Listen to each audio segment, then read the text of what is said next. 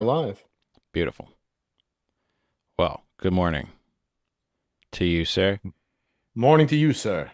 and good afternoon or good evening to anyone who might be watching this at In some the other point in afternoon. time or from a different time zone. Yep, or country or what have you. Wild. So, welcome back to This Podcast Will Become Your Tomb. We're continuing on through Sleep Token's discography.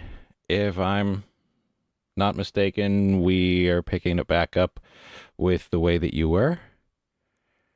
And then we're That's going to correct. get at least one, maybe two songs from Sundowning. And that's kind of the plan, the loose plan, as such as it is for the day. Yes. Um, all right. Any comments or questions from the peanut gallery before we get going? Peanut Gallery doesn't appear to be here yet, so none at the moment. Oh, okay. All right. Would you like to speak for the peanut gallery? The Peanut Gallery wishes the baby well. No. Thank you, Peanuts. And they also tend to like Token Pony. Well, a I classic know, right? character I from think from the ancient lore. exactly. Beautiful, beautiful. All right. All right. Well then, I Let's just guess kick, let's kick it off. let's just do it. Does The Way That You Were have a music video or is it? It does. Oh, well, awesome. Yeah. Yeah. Yeah. Or well, we'll see if it does today, but it should. It once did.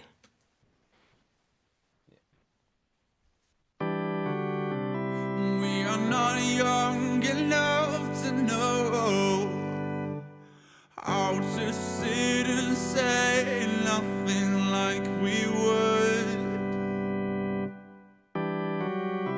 And you are too tired to control how you look like you feel like you should. When you think I don't notice the way that you wear and act like you don't feel it, the way that you wear and you barely believe it, the way that you wear.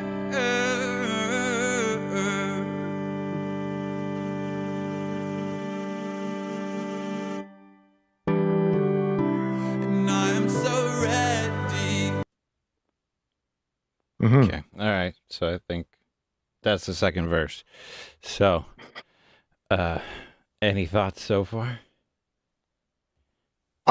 Yeah, I mean, maybe if you wanted to start briefly with the like we talked a lot last time about the different organ Mm. sounds and the different possible like keyboards they were using to make those. I don't know if you wanted to say anything about like the connection to this as opposed to like the one that's in Jaws or whatever.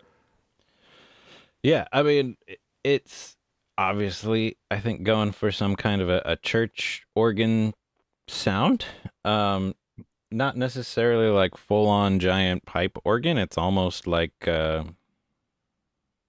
Hammond B3 or something like that, like the baseball stadium organ, kind of. It's a little bit less cheesy than that, you know. Hmm. Um, but it's got like this really nice balance between um, sustains and all of the cool mixing overtones and stuff that you get with an organ and the like percussive start to each note. So there's it's almost what like an electric piano is going for as far as like the attack on the note.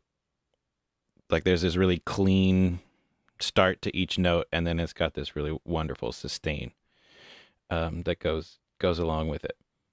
Uh, and also, as with Hammond B3, which is commonly has a rotary type of speaker on it, so that like the speaker actually has some built-in parts that spin, so that you get this sort of like warbly effect. And there's a little bit of that going on in here, whether it's post processing or what, I don't know. But there's a little bit of that, which kind of adds to the size of the sound, makes it sound like it's kind of echoing off the walls of a big church or something. Gotcha. Yeah. Cool. So I guess I wanted to kind of introduce something that we're gonna be dealing with, I think, through most of the Sundowning, and then probably following that too, as far as some Jungian notions.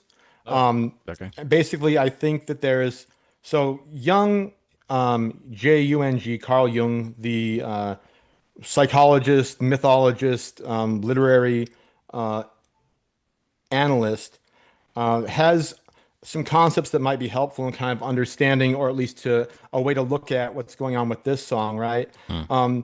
There's an idea of the anima or the animus, which is kind of the interior notion of the other inside yourself. And so the idea that there is, in order to be properly integrated into a fully functional human psychologically and within relation to the world, there needs to be some incorporation of this projection of the other kind of embodied in yourself. So in some sense, it's kind of like a ritualistic thing almost. The idea that we're taking in something beyond ourselves and we're trying to integrate that with ourselves.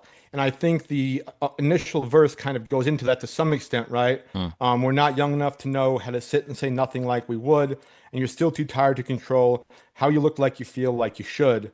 You think I don't notice. So there is this idea of the other and the projection and the noticing of the other and the reflection of the other in the self. And I guess we'll go when we get to the second verse and things about the wounding and the trauma and the taking off your bandages and kind of revealing and integrating the past trauma and the wound in a kind of ritualistic sense. It kind of moves further into the a Jungian notion of integration and of advancement. And I think if we're talking about like the idea of vessel and the deity in this kind of embodying each other, this possession, this ritual, this consuming, that it's easy to see a way that this is kind of related to the same integration, the same notion of integration.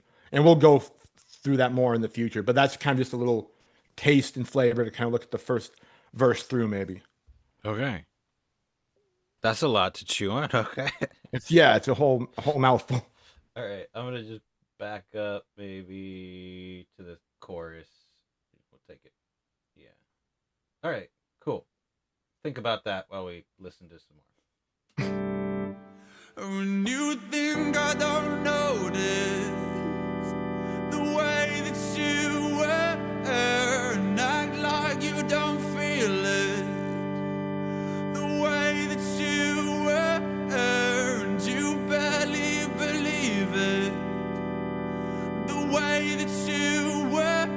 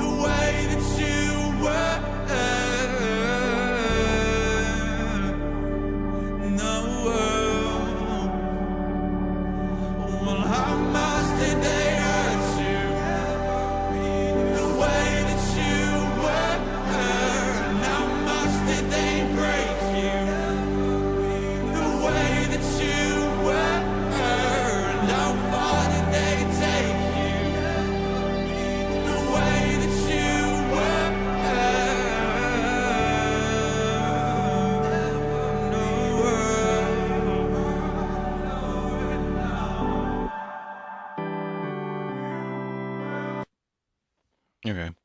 So Hmm.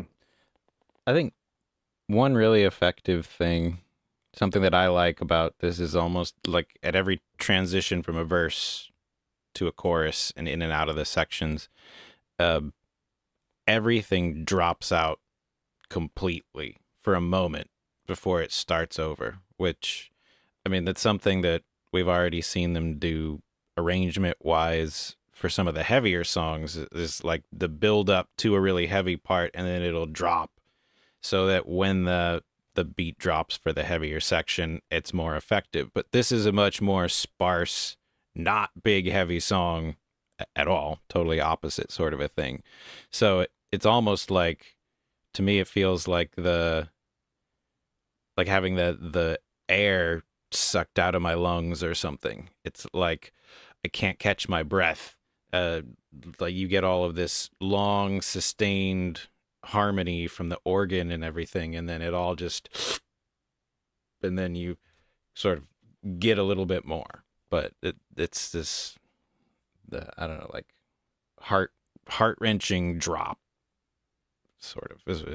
Well, and kind of to that point too, you're talking about before the notion of the space of the kind of cathedral we're located in, and the church organ and everything that's building up that sense of the space being filled, Yeah, and then to collapse it all down to that complete stop, only to fill it back up again is more effective because there is like a sonic, a soundscape that you're kind of inhabiting. yeah, It's not just, it's not just, music being played at Woodstock. It's like a space that's being created by the sound and the mhm. textures, and then it's going away and then filling that space back up again. Right. Yeah, yeah, yeah. And I was sort of, this is the first time this has ever happened listening to this song for me, where because I think because of your question about the organ sounds and everything, maybe just triggered this, but it felt much more like if you've ever been to a funeral at like a cathedral, at a like a Catholic funeral mass or something like that. There's often a lot of organ music going on, as everybody's like going up for the viewing and to pay their respects and all that sort of stuff. And it's very much this kind of somber. There's light and dark. There's some joy mixed in, because our dearly departed has gone on to a better place or whatever. And so the organ music is going to try to capture some of that mix of emotions, um, to facilitate that process of mourning or whatever. Um, and I was kind of struck by that, especially in the second verse and into the second chorus. That like that was really how I was hearing the organs at that point. Is that the tone? It was not like the cheesy baseball field organ and not the big raucous church organ. It's this understated sort of like for a funeral service kind of, yeah. And I think that Well, I think, goes to what you were saying. yeah, I totally agree. And I think too, especially as we get into the lyrics of the second verse, the idea of, because part of the whole Jungian thing too is part of that incorporation of the persona or the animus, that which is outside of you being incorporated into yourself, acknowledges both kind of a death of the projection of your false views of reality into the world, the way you would want the world to be, Mm.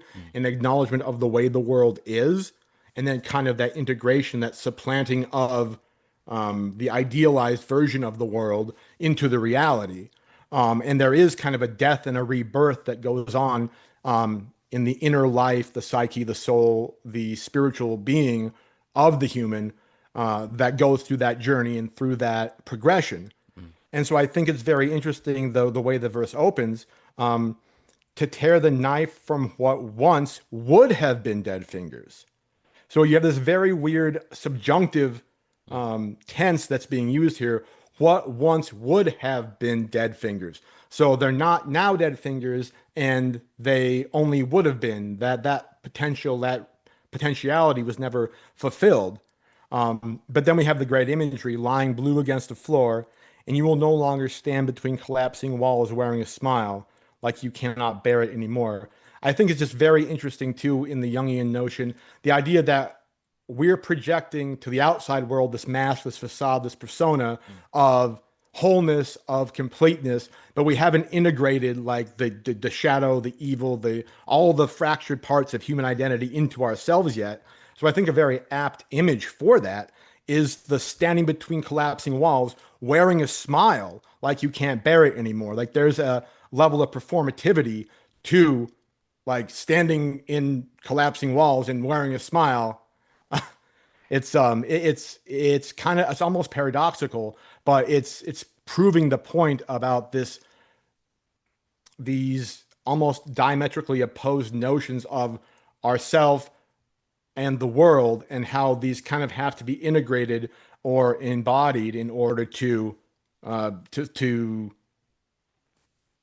get through it in a proper, not proper is not the right word, in an integrated manner that allows one to survive in society and not be a complete wreck, spiritually and psychologically. Yeah. Okay. Huh. So, um, I know like Jung wrote a lot. Is is there like a particular place in Jung's writing that one could go to find some kind of a well, him covering this sort of material in particular, There, or there is. One sec. Let me. I have it right here in my. I have the whole PDF here. Let me real quick. okay. Let me get the citation. I mean, I don't need a specific Well, citation. no, Just but like, you know what I mean. yeah, yeah. Yeah, yeah, yeah. Um, Yeah. Do, do, do, do, do, do. Yeah. So, it's in Ion, Aion, yeah. psychological types, and archetypes and collective consciousness are the two places where this really. I think if you want to start off, archetypes in the collective unconscious Hmm. is probably the best, the most accessible Jungian thing to read, especially if we're talking about like mythology.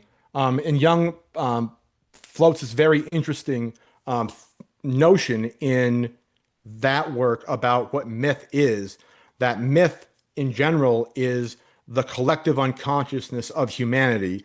It's it's an unspoken but collectively acknowledged history of human development, human society, human culture, that whether we're living in 2026 or 1800 or 1400 or 800 or 800 BC, right? The collective experience of humanity is kind of undergirding all of our interaction with reality and interaction with the world. And myths are an expression of that collective unconscious. Hmm. Okay. And to the point is, so let me give you a concrete example, is myths oftentimes deal with a moment of cultural trauma, cultural devastation, something that is very dangerous to society or to life as a whole or to a culture. So, for example, the myths about the Trojan War, or the myths about the Trojan War and the heroes, and how the gods were intervening in the war, and the only reason that, and how you don't piss off the gods because you have to do proper sacrifice, because otherwise they're going to screw you up and none of your soldiers will get home. You have to sacrifice more virgins. It becomes a problem, because the idea is that the war against Troy from the Greeks, is a culturally devastating moment. Less than one third, according to historical accounts, of the soldiers who went to Troy from Greece came back. So it's almost like a World War One level population and cultural catastrophe, that all of a sudden all the lords and all the young men were all dead over in Troy in Turkey.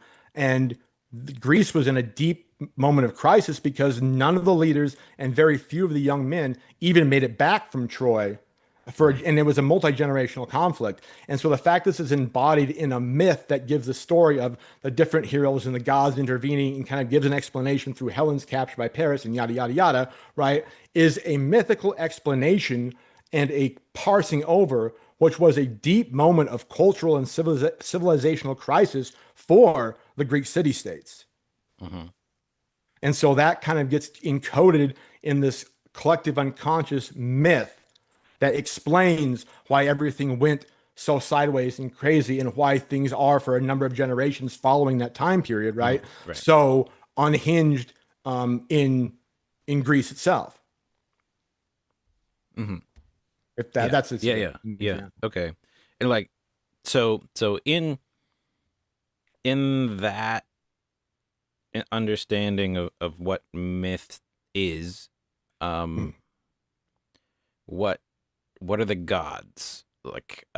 Because I know that like Jung develops this idea of the archetypes a lot, and I know that that is in some way related to the gods. Um, my understanding is that it's sort of like the. No, I haven't really read much Jung myself, so this is my understanding. Well, you play instruments, so that's, forgivable. Okay. Um, but that similar to what your description of what myth is this kind of distillation of this event so that it can be explained across generations, so the lessons learned can be carried on, and they function for other things too. But that's sort of was my takeaway. The gods are kind of these distillations of the main active forces in those myths. So it's sort of like there are all of these characters that you mentioned, but you could kind of distill certain aspects of their characters all together into one figure, and that figure would be a god. Like you could take all of the people acting justly and distill them all down into the character of Athena, who's gonna go and make sure that retributions are dealt out according to people's actions and all that sort of thing. But I don't know, is there anything Yeah. more to say? So I think archetypes, like you're saying, are kind of the embodiment of a specific, kind of like the purification and distillation of a specific attribute that occurs across cultures, across the human experience, across time frames. Mm, So, for example, you have like the archetype one Jung talks about of Eros, mm, who's the god of love and lust, right. right? And there'll be some sort, whether or not you call it Eros or whether or not you call it Isis or whether or not you call it Kalika in the Hindu tradition, right? The goddess that embodies this unbalanced, lustful desire between humans. That becomes an archetype that represents an unbalanced, unintegrated human passion, human activity, human motivation for their actions in the world. And so archetypes are ways that we explain a certain pattern of behavior or a certain innate human attribute that's kind of been honed away and is focused on being only that thing, but to the nth degree. Uh-huh. And so you'll have different archetypes like the child, the mother, the father that have these different attributes that kind of accrue to them over time. But the thing is that about the archetype is the archetype itself, as far as Jung is concerned, is the same across all cultures and across all human history. It just takes a different name or a different form relevant to what that culture's set of circumstances, history, and beliefs are at any given point in time. Sure. Okay. That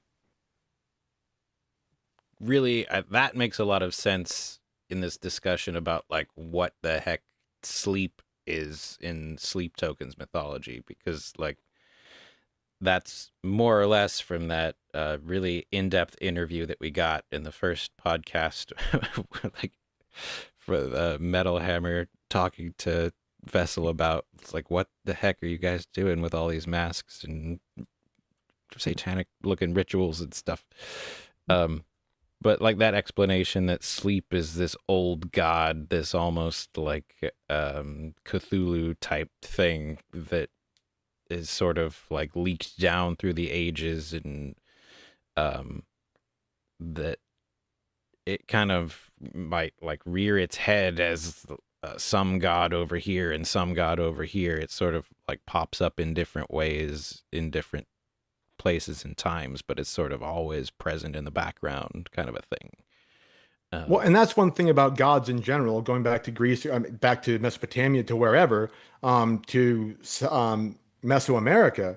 A god, even if they're not acknowledged for a certain point in time, all gods want to be seen and sacrificed to. The type of sacrifice varies between your culture and your god, but all gods kind of want some sort of offering that acknowledges them and acknowledges their supremacy over whatever realm they are controlling or masters of or in battlement or in battle over, yeah. right? Like, and so old gods reemerge, new gods try to supplant them, the old gods fight back, and you end up with a stupid Marvel movie.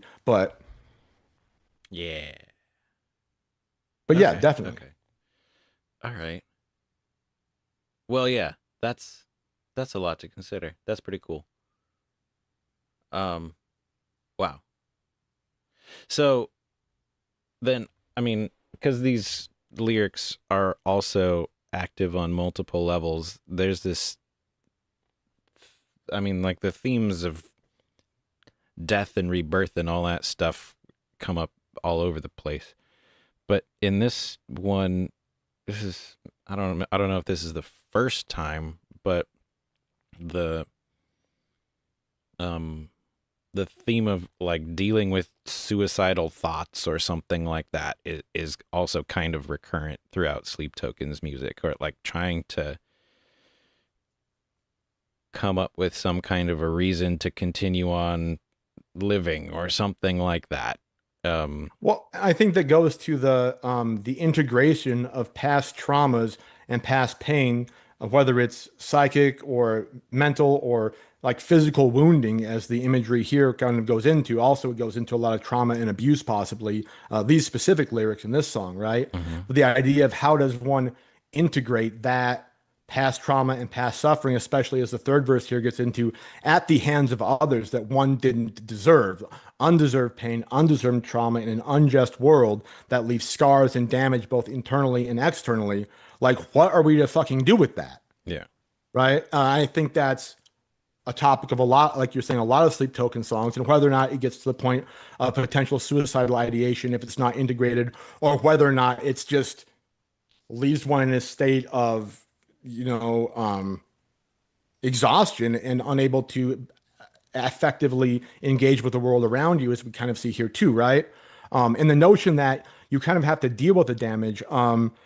Like, will you show me the damage the way that you were, right? How much they hurt you the way that they were. With pain as your language, like you kind of have to make the pain and suffering and trauma integrated into yourself and like speak it as a language so that you can like integrate it and also be recognized. And that's a fucking tall task because trauma is a wound that like doesn't want to reveal of itself, but it also keeps the entire being of the person in the wounding in a continuous cycle. And so Right. like the only way to break that cycle is somehow to communicate about it, but that's the one thing that it wants you not to do. Right. Yeah. Yeah. Yeah. And like deep traumas also, like it's a integrating and working through a trauma is a really sort of paradoxical type of thing, because in many ways, I mean, I encountered this a lot with my research at the a rehab center in the Peruvian Amazon, which is another story about another life. But a lot of these people, and I mean, you know, myself and kind of everyone, I think to some extent, has that, like they live with their trauma and it kind of becomes part of the way that they understand themselves. And in a way, like the trauma, you, you sort of feel like you can't let go of it, or maybe you don't want to let go of it or work through it because you don't know how to survive without it. Um, it is kind of part of how you engage with the world. And so it's like easy to get it confused with yourself. Like the person that you have become in order to survive the trauma is not necessarily the person that you need to be to move on in the future. And like reconciling those things is a really complex paradoxical process, because you need to let go of some really deep and important and useful parts of yourself in order to distance yourself from the trauma or to understand it better and then reintegrate it. But it's, I don't know. I do think that whole process is being dealt with here and on in Sleep Tokens music. But Well, because if trauma becomes how you define yourself, because against all odds and through the trauma, you've gotten through it, and your body and your mind and your psyche and your spirit has survival instincts that make you very much cling to what you did to get through the trauma and still be alive. right. And so to have to let go of that and just distance yourself or integrate that part of yourself, which was the only thing that kept you alive and kept you functional during traumatic moments, you're trying to let go of the very thing that kept you going through the worst times. Mm-hmm. And at the same time, it's something you need to integrate properly to move on and function at a higher level or to progress through your own development. But it's a place of complete vulnerability when you're being asked to let go of those very mechanisms that kept you going through the worst of it. Right. And then, but that's just the whole hero's journey too, right? Almost is you need to overcome the very tethers that are keeping you going in order to actually progress and develop. And so it's a paradox, and it takes at some point a leap in faith that you believe that you can let go of that which kept you alive in order to move past your present self into a more integrated and whole human being. Yeah. Which is fucking crazy, man. It is. I mean, it is as a type of death. Absolutely. Which, yeah, I mean, and we haven't even addressed the music video at all, but I think it goes right along with all of this stuff that we've been talking about. And maybe I'll back it up and we can just watch and listen through a bit of it, because I think this music video is really interesting and worth trying to grapple with. Let's knock it out. Yeah. And then I guess just before we go in, that one more comment about the music, just like the details of the music, and then I think I don't really have a whole lot else to say about the music in this one. There is more to say, but I'm not going to. So they're kind of like basically two.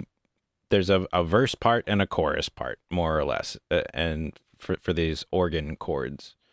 And one of the interesting things that it does, and that you can take advantage of the organ, is that it's got these like sustained upper notes. They're not super high pitched, but they're higher in pitch than what the other stuff that's going on. And is this okay? So it's got these moving lines.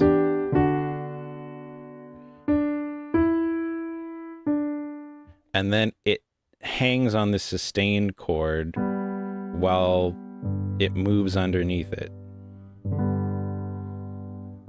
And so, like, what you'll hear, which is what I'm trying to point out, is that there's this contrast of sustaining and motion. And what's happening especially in the chorus, it's a little bit in both parts, but mostly in the chorus, that there's this, like, sustained note it's a D, I think. And so, like, whether it's in the pedals on the organ or what, I don't know. I don't play organ.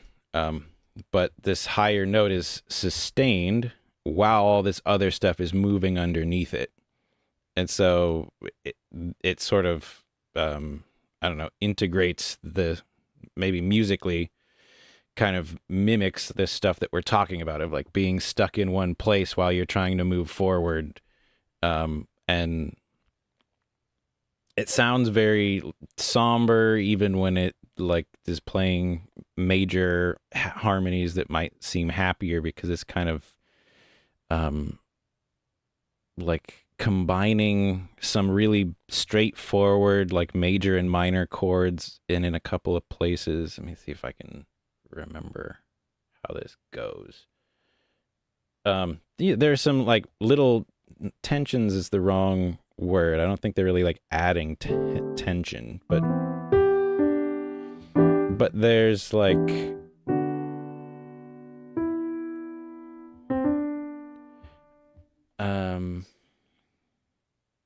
trying to think of like a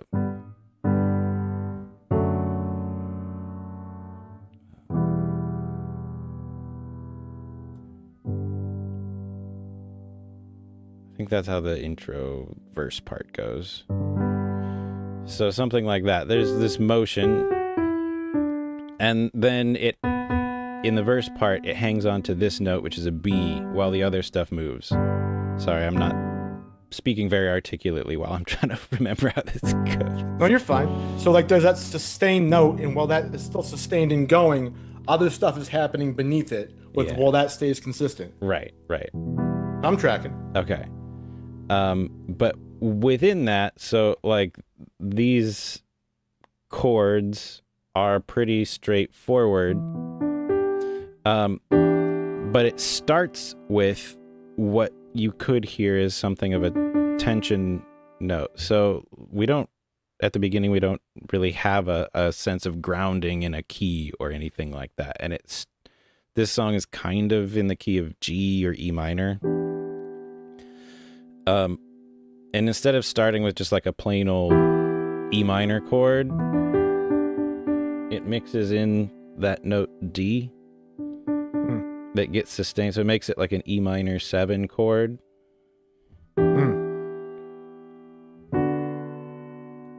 And then this would be a B minor chord, but it's inverted. So B is not in the bass. Okay. And that D is being sustained? It stays, yeah. So D is a note in both of those chords. Neat. And then it lands on... okay, this is one of the things that I was thinking about. So it lands on what seems like a C chord, but it sort of like... it steps out of it in a higher part in the... So it adds like a little bit of extra color to what would have been just kind of a boring chord. And then this is a G major chord. And this is where that sustained note comes in. This is a B. And then this is a D major chord, but again, it's inverted. So even though it would be like a really happy, kind of almost grand sounding sort of a chord, with that inversion, it like makes it sound almost minor. It's like it highlights the darker characters within the chord. Sombrifies it. Yeah, sombrifies it. There we go. Technical term. And then that steps down to like a full-on E minor chord that's really, just kind of desperate and sad sounding to me. Right. Okay. And then sorry. No. Real quick, we had Ryan from last week is back in the chat. All right. He says, he says, my girlfriend relates to this song more the admitting of the effects of trauma than an attempt to integrate, as if I see you is important to a soul that would rather disappear. It's profound. No, absolutely. And that's part of, I think, the whole, you see that in the lyrics. Where the heck is it?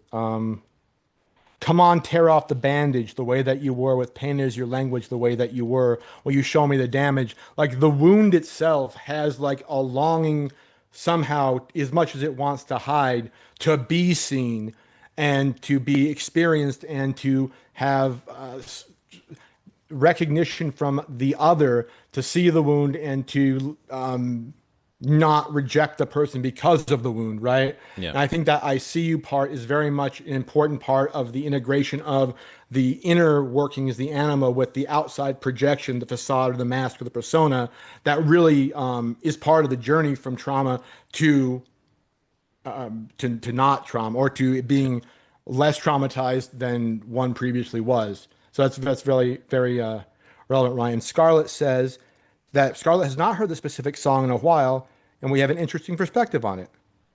Oh Well, yeah, actually, thanks. Scarlett, the first three podcasts we covered every single and EP prior to the Sundowning. So you have some homework to do, Scarlett. But we already done it for you though. Well, yeah. I mean, and it's our perspective. I mean, sometimes the weaving of conspiracy theories seems like it really fits and like we're onto something, but who We knows? could be It's totally wrong. meaningful to us. Yes, we Um, promise you that we're saying things that are meaningful to us. yeah. That I can guarantee. Um, All right, so yeah, some music very cool. video rewatch. Yeah. Let's see. I don't know. Is it worth just going through the whole thing one time uninterrupted, just I to mean, watch the music video? sure, it's not very long. It's not very long.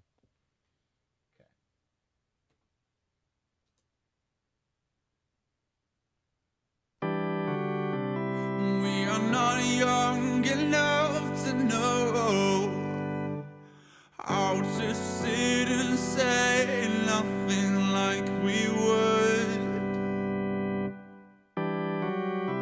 And you are too tired to control how you look like you feel like you should. When you think I don't notice the way that you wear and act like you don't feel it, the way that you wear and you barely believe it, the way that you wear.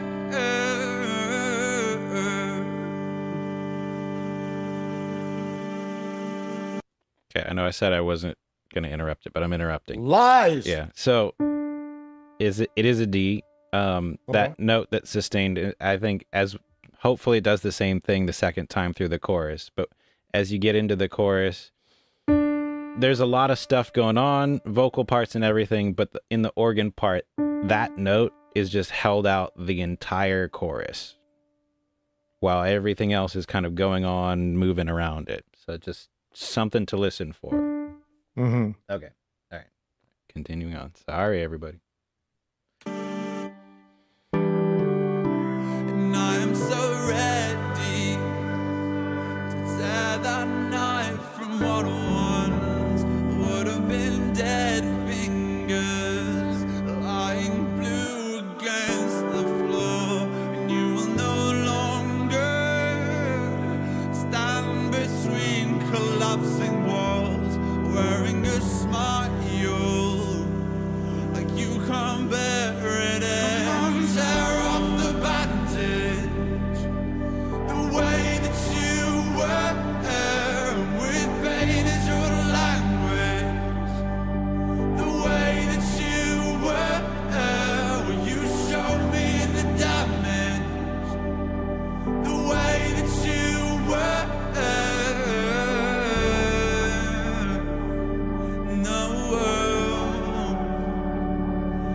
Well, how much did they hurt you? The way that you were, and how much did they break you? The way that you were, and how far did they take you? The way that you were, no.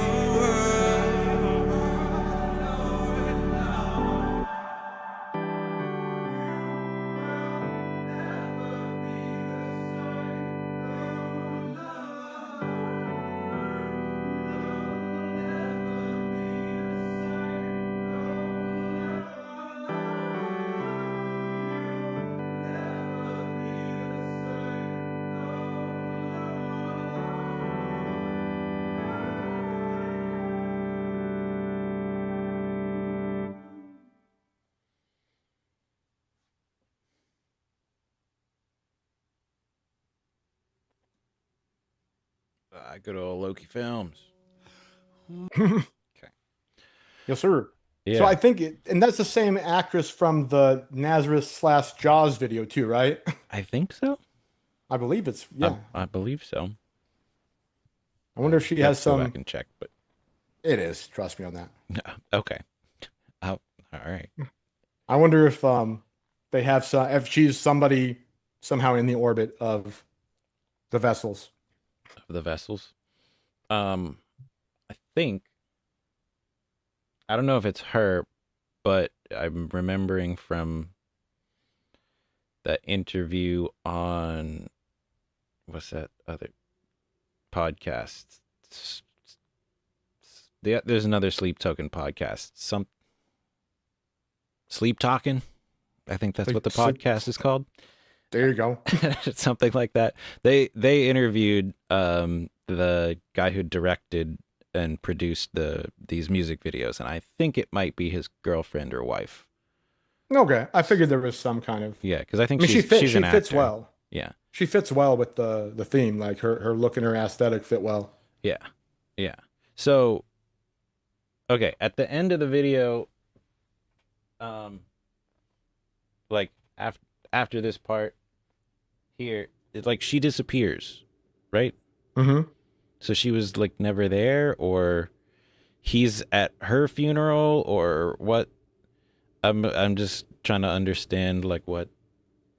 I mean, the way that the video came off to me, at least, and I could, this is just my like viewing it, right? Mhm. It reminds me of like someone in church, like about to go to confession, or in church looking for this kind of out of their depth with what's going on, and like just looking for some sort of higher power or something to Okay.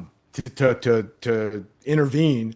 And so if it's a, because in like Catholic confession, right? You sit there in, or you kneel there in the church the way she's doing. You do an examination of conscience. You consider everything that you've done wrong in the last time, since the last time you've heard your confession. You kind of make a list, and then you get up and you go into the priest and you confess your sins, and then he gives you absolution. Then you come out and say your penance, and then you bounce out. So it kind of looks like that kind of like reflective, reticent sort of thinking that she's doing. Alternatively, you can go to the church because that's apparently where God lives, and try to talk to him about, you know, how fucked up things are. Mhm. So I mean, that's the kind of notion that I got from her affect as well as her presence in there. But yeah, she does. Um, I don't. Doesn't vanish. She's just not there after a certain point. Yeah. Okay. Well, I do think there's maybe it's a funeral or something. I don't know. The flowers, like a flower is Mhm. as a symbol of life, and there are broken flowers on the floor. There's some kind of like a death being dealt with or something. Some, I mean, maybe just trauma, some kind of broken damage to life or something like that. But like, let's see if I can. You, I think there's that last verse, like with the broken flowers, the imagery kind of comes in mimetically, right? How much did they hurt you the way that you were? How much did they break you the way that you were? How far did they take you the way that you were? Yeah. And so, like, I don't think it's necessarily a death, or at least it's not a death that does not have the potential for rebirth, Okay. even though it's kind of the low point. Well, yeah, I think, in, especially in Sleep Token, there's always potential for a rebirth, but Yeah, that's what they do. that's what they do. I'm just trying to find that. When I saw the flowers. Yeah, I saw the flowers. I didn't get the broken flowers, and it looks like it's the same kind of flower from the Jaws slash Nazareth Yeah, video. no cockroach this time though. Right, but even like the cockroach, what's the significance of that? I don't. I was thinking. I mean, cockroaches are often attracted by like dead things, rotting meat, those sorts of things, and it's like in that video, the cockroach is like on and next to and around a flower, and then in Well, this and the girl, video, that cockroach is climbing all well, over the right, girl too. right, well, okay, yeah, but like that's kind of the girl and the flower are The metaphorically same. interchangeable. Yes, you're correct. Okay. Well, I don't know. You all have YouTube, I assume. If you're watching this, you've got YouTube or Spotify. You can find the We're flower not live stuff. on Spotify, so We're not. Um, okay. But yeah, I mean, he's like sitting behind her, watching her, singing this song to her, and right before she fades away, he's like reaching out to try to contact her yeah. at the end, and then she gone. Yeah. I mean, it's kind of like stalker vessel. It's a little creep. But Well, yeah. I mean, if you think about it kind of in a way, right? If he is like the vessel in that Metal Hammer interview, they are like the ambassadors for the deity of sleep, and they're, looking for new acolytes, sort of. And maybe a way that this could be viewed, and I'm not saying this is definitive or correct, but that the level of trauma and the level of disintegration and the hurt, right, is a fertile ground to go find new acolytes for your deity. Mm-hmm. I mean, Yeah. that's how the Christians get you. That's how you know, Right. Yeah. Okay. Oh, it looks like. it looks like he's playing a stand-up bass there too, which is interesting. Yeah. So what? Okay, I don't know about that. There's a part where he looks like he's sorry. No, you're good. It looks like the call crashed, so let's just What? back out of Zoom real quick and Okay, hang on. yeah. See, there we go. It crashed. Okay, technical difficulties. Stand by. No, I don't need you to do that. Thanks. Hey, look, it's my flower. Aaron will be right back, everyone. Just give us a moment.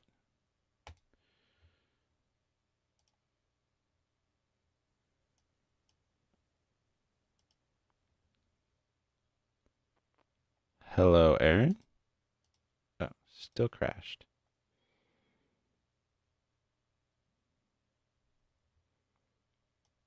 Ah, joys. The joys of technology.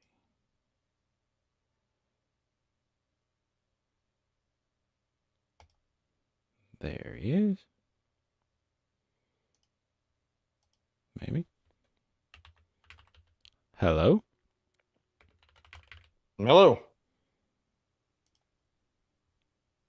Hi. Back. Began. Okay. Well, I know you're all here for the high production quality, so Very professional. No spare no mistakes. expense. Spare no expense. There are no expenses to be spared.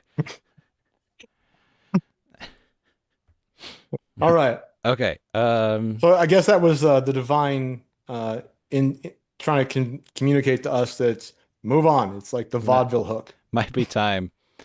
Might be time for the sundown. Yeah, fair. Yeah, for sundowning. Okay. All right. Any thoughts to wrap up on that? I don't have any conclusions about the music video. I think like the I don't know, I have to think about it more and we'll maybe circle back to it in the future. Absolutely.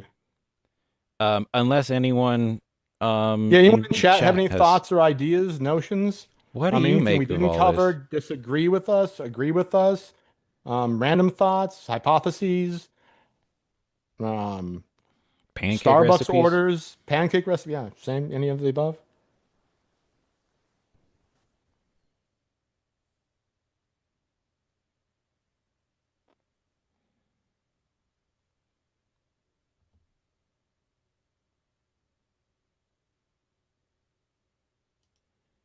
Go ahead and cue Yeah, I'm gonna get sundowning. Well, because I mean they might be typing furiously with their like dissertation length hypotheses about various branches of mythological interpretation, Joseph Campbell, Carl Jung, Kierkegaard, who knows? Well,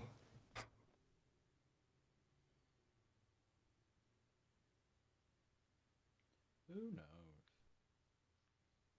what's this? Was Oh, what? that's the way you were again. Oh, nothing. I was looking at the YouTube stream and I was like, oh wait, Oh, okay. because it was showing the video. It's a little delayed, so Oh yeah. okay. So Ryan said it's progression hard to witness while experiencing. That's fair. Hmm.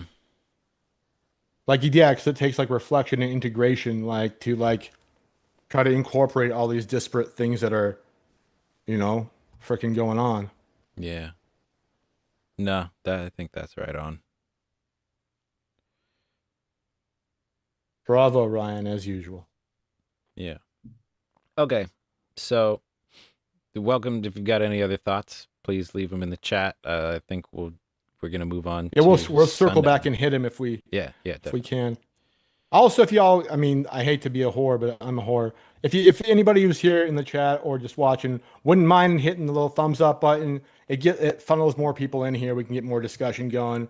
Doesn't cost you anything. If not, it's all good. But just wanted to Yeah, whore myself out for a second. I guess we should do that more. That's part of the content creation thing. Yeah, I don't know. That's what they say. That's what they say. Um, okay, so Sundowning, Sleep Token's first full length album, LP, Hmm. the long play. So Ryan's excited for the offering. We'll see if we get to the offering. Yeah, we'll see. We just spent what an hour and a half An talking about hour one on song. it. So yeah, Wow, we'll do the best we can. totally worth it. Right. That's always worth it. So I'm assuming that anyone here would probably know at least some of the basics of Sundowning, the concept and that kind of underlies this album. Um, but so I don't know. Do you want to say something about the phenomenon of sundowning, or would you like me to wing it? You can do it more succinctly. So just Okay, give the sure, basic in basic primer. gotcha. I don't Okay, want to talk so for this an is a hour on that. right. So sundowning is it refers to a phenomenon that's fairly common of for people who suffer from dementia or Alzheimer's, um, and some other um, disorders that affect people mentally. That as nighttime approaches, they become sometimes less coherent. They might regress to a past version of themselves and lose some memories, except for extreme long term memories. But it is, in a nutshell, basically a losing of oneself as the transition from day into night occurs. And usually, lucidity will return to a certain degree the next morning. So that's Yeah. the So short sorry. version. Yeah, Cool. So to interrupt, please. so Ryan just clarified. He was asking a question. Hmm. Um, what is the offering? Is it the mask or the man? And I think in a Jungian sense, that makes lots of sense.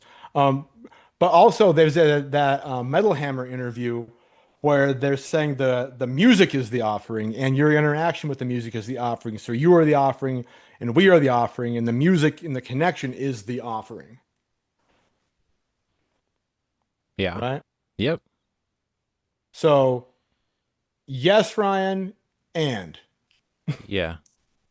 Yes, and um, yeah, I think it's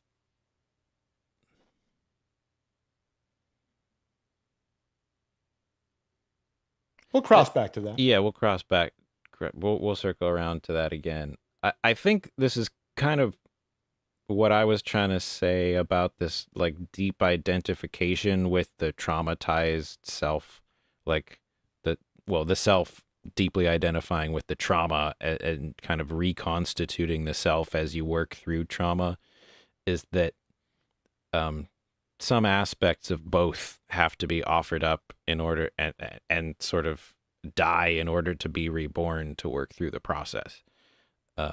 So I think on multiple levels, yes, and it's the music and it's the man and it's the mask, but uh, Hmm. yeah. Okay, so the first track on Sundowning is "The Night Does Not Belong to God." So, um, that's an interesting take on what happens during the process of sundowning. Right. And there's a music video, there's a visualizer for each track on this album. And I have not looked into it at all, but there's also some kind of like a combinatory runic symbol that goes along with each visualizer, and I don't know what any of them mean. I haven't looked into it, so we can. We'll have R&D get on that. Yeah, well, if anyone has any insights into that or where we could find some information about it, that'd be much appreciated. But yeah. Also, if you love lava lamps, you're in for a treat. Definitely. Because that's the visualizers are kind of lava lampy. Mm-hmm. Yeah, they're really beautiful.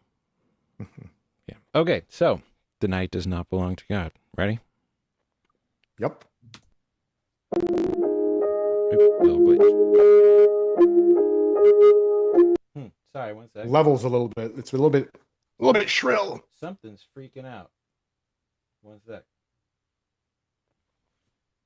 No mistakes. No mistakes here. None, never. Totally intentional. Yeah. Why is that happening? You got this. Yeah. I guess probably if people didn't have headphones on, they probably wouldn't be Oh, no. hearing the. They'd still hear that. Okay. Give me one sec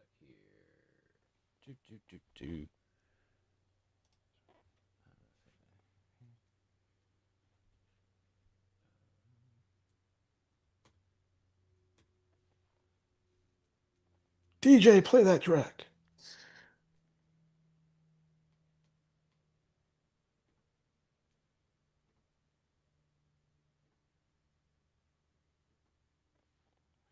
Okay, well, everybody's just going to see me trying to figure this out. One sec. I guess I can't see the video over here. This is special behind the scenes access right here. Yeah.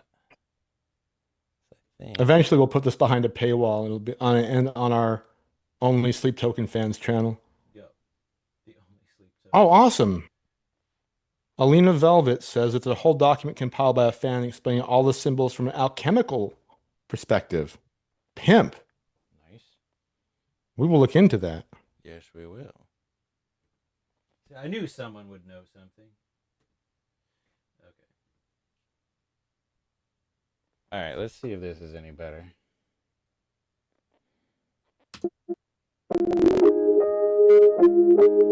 Nope, still bad.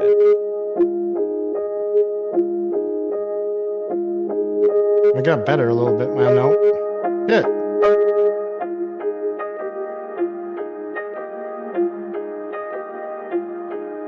I think it got fixed there. Yeah, okay. I'm going to start it over. Yeah, please do. It is disappointing.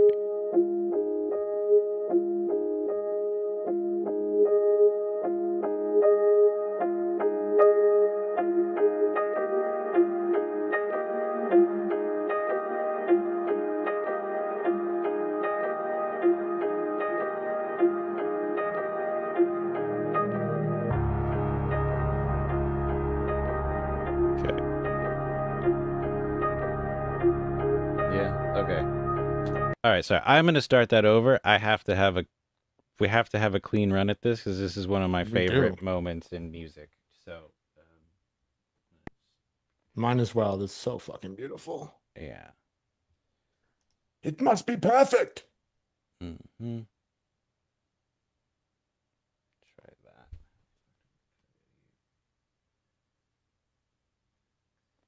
All right. We'll see if that does it. Fingers and toes crossed. There we go. No, every time.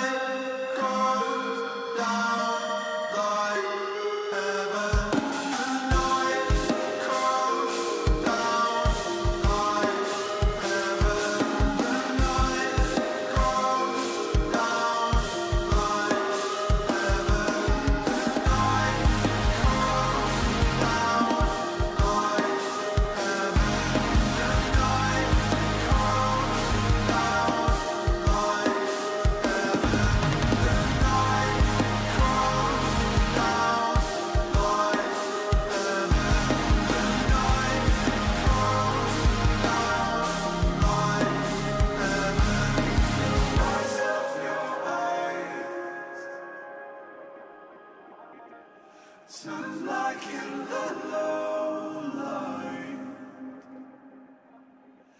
in turning divine,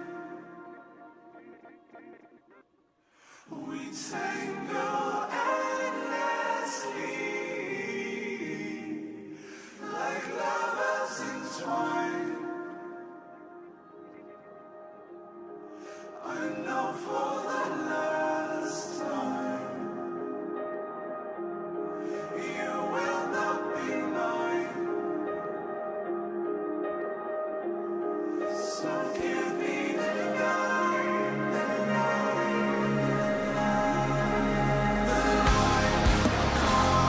Okay. I gotta stop it or All just right. gonna go the whole way through.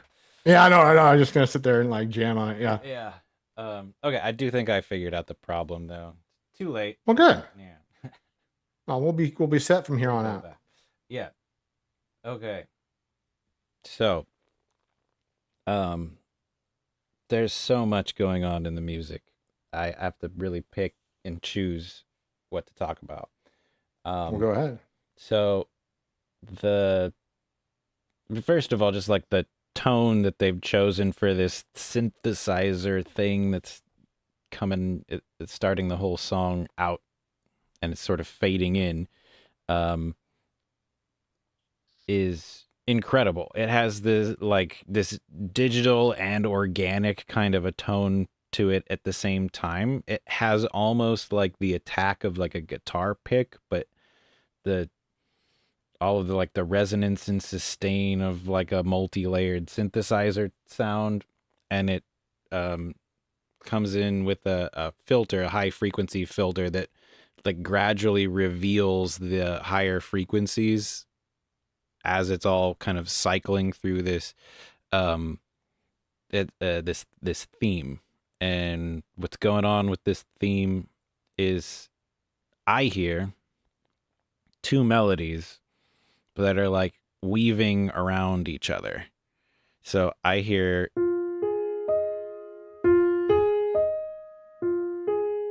and I also hear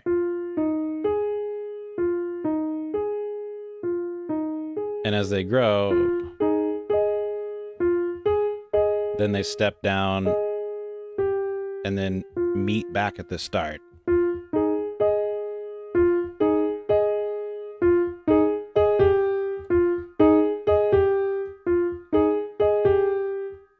So, I mean, it's amazing. It's beautiful, and it also is again doing this kind of like mimetic thing. It's like the interweaving of vessel and sleep, or of day and night, it all kind of like in this one theme, and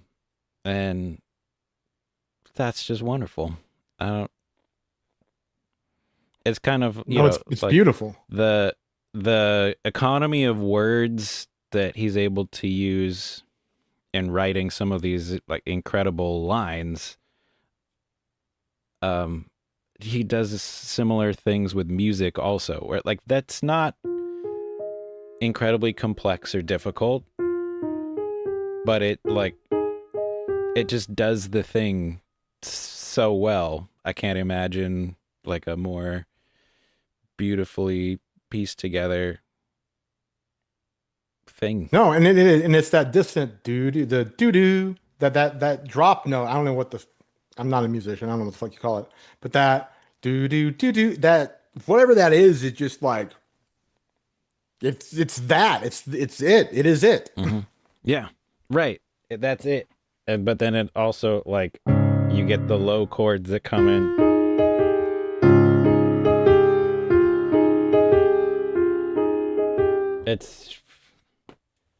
It's just incredible. And they do another one of those like reverse reverb fade things at the start of every one of those chord drops, Mm-hmm. It's just the best. Okay.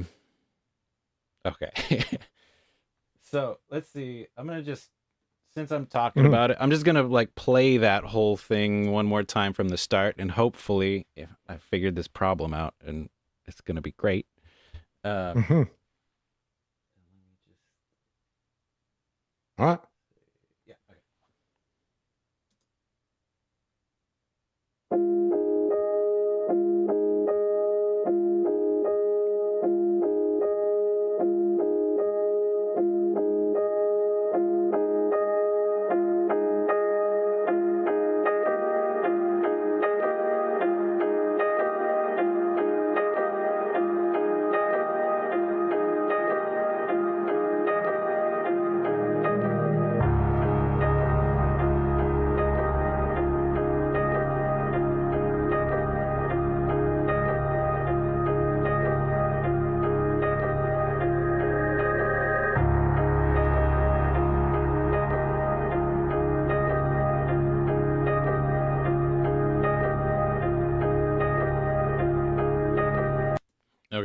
Yeah, just beautiful. Hmm. Just beautiful. Um, okay. I think I'll stop talking about music for that for the moment. Um, do you Okay. want to say anything about the first verse and chorus? Yeah, Um, you bet. So, I mean, I know the phenomena or the condition of sundowning, as you aptly described it in the intro to the song. It's this kind of the phenomenon of people who have some cognitive deficits because of some sort of pathology, either dementia or on, you know, or some sort of condition, right? The the experience they have when the sun goes away, and then they have different, I guess, experiences of reality that then their full consciousness and sentience returns to them in the morning. I think there's some other things that one could go on here too, from more of like from a mythic perspective, a little bit as well, right? And I think it's just looking back to pr- pre-civilization ritual, or to like Bronze Age ritual in societies, right? The idea, you look at like megalithic monuments, Stonehenge or Göbekli Tepe, or things that are oriented towards sun cycles, that there very much was a notion that, and also just the way that agrarian societies function in general, is that everything happens during the sun. Like as soon as the sun goes down, no work can be done. You're also kind of in fear and need to go back to like the, the huts or whatever, because of fear of like predators, dire wolves, or what have you. And so the idea too that there is some notion of God being in charge of this, or the gods being in charge of the sun and the sun cycles, and the idea that we have these megalithic monuments that are tracking both lunar cycles and sun cycles. And so the idea that there is a lot of times when the sun goes down, it reveals very literally the heavens, the Pleiades, the constellations, the planets, which is a lot of times the conception of the divine, and the conception of the divine being more reachable during certain times of the year, certain cycles, um, when the sun goes down. And so mhm. I think it's very interesting that the phrase, the like, with angels at your side, in order now bestow by the light of sunrise, and you remember everything only till the sun recedes once again. So it's also the notion of sleep usually happens at night. So there's a whole separate consciousness in the interaction with the deity of sleep, possibly as well, that's going on once the sun goes down. Yeah. And so the night comes down like heaven. Like it's this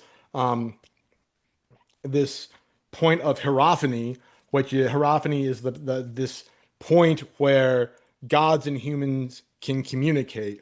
Oftentimes it's at a mountaintop or at a sacred spot where there are megalithic monuments or whatnot, right? Mhm. But the idea that the night comes down like heaven, like at that point in time, you can communicate more closely with the deities, whether that's through a ritual at a sacred space, or whether that's just by the act of being asleep and communicating with the deity's sleep.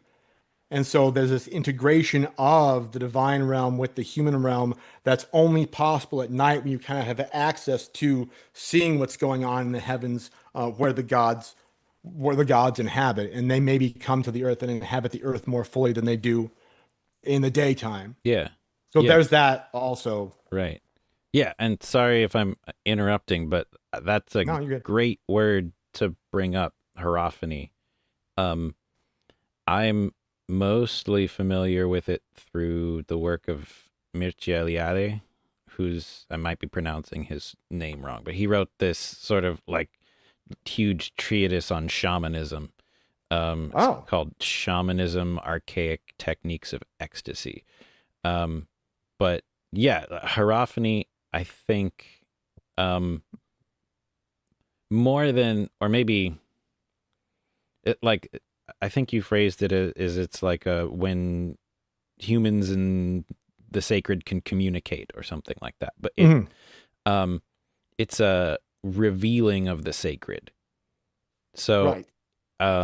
it's like, I think that's exactly the perfect word to go along with this process that you're describing of like the sun goes down and it reveals the heavens. That is a hierophany. That's the sun god or whatever, the main the thing that dominates the sky during the day goes below the horizon, and this whole universe is revealed to you. That thing was blocking out. And I think that's going on in the visualizer also. This is something I hadn't really considered about this song before, but this kind of makes sense, is there might also be some kind of like a commentary on like light pollution or something, not as like an environmental thing, but just as like a human psychological spiritual thing, that people who live in cities, which is most people these days, they don't really get to experience this thing that is like a fundamental part of being human for all of time up until post-industrial age, when artificial light dominates the nighttime. This thing that, like, as everybody experienced and would understand just sort of reflexively, that at nighttime the world transforms and you get this different access to different take on the universe or something like that. And we don't really get that these days unless you seek it out for yourself. You have to go travel and get away from the cities and get away from the lights in order to have this experience. And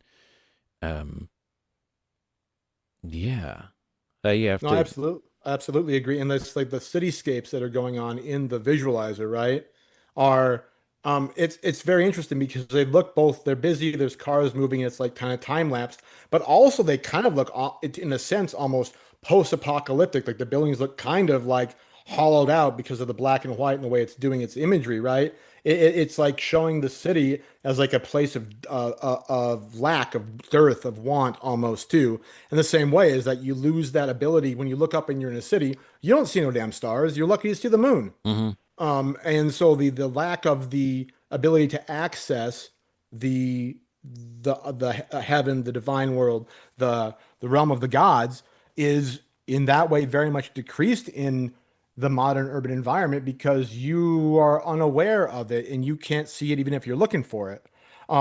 One brief thing on hierophany too. So maybe the word people are more familiar with might be hierophant, Mm-hmm. which is the person who is announcing the coming of the god. The hierophant is like, there's a god here. Y'all motherfuckers better pay attention. He's coming. She's coming. Right. And that announces the presence of the god. And like you were saying with the coming of the god. Yeah. Yeah. Yeah. They're the one doing the revealing. Mm-hmm. Yeah. Yeah. Very cool. They're a priest of sorts. Something like that. Yeah. Yeah. A prophet. A prophet, if you will. Yeah. Okay. Cool. And then let's see. Let's do some of this.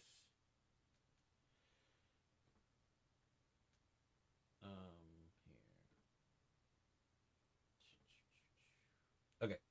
So, I'm gonna continue on with the song and kind of get through what I guess the second verse or post chorus. I don't know how to name these sections of this song exactly, but Yeah, it's kind of like the tonality of the voice is kind of different in the whatever comes after the first chorus. So I don't know what you want to call it, but the second "not this night" comes down like heaven lines. well, I'm just gonna continue it from where I stopped, and we'll just Oh, sure. hit it again.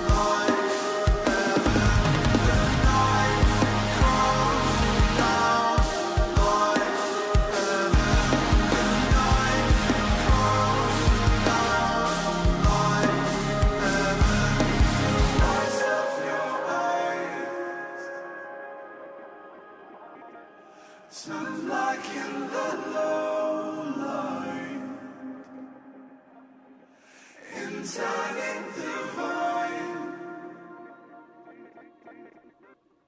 We tangle endlessly, like lovers entwined.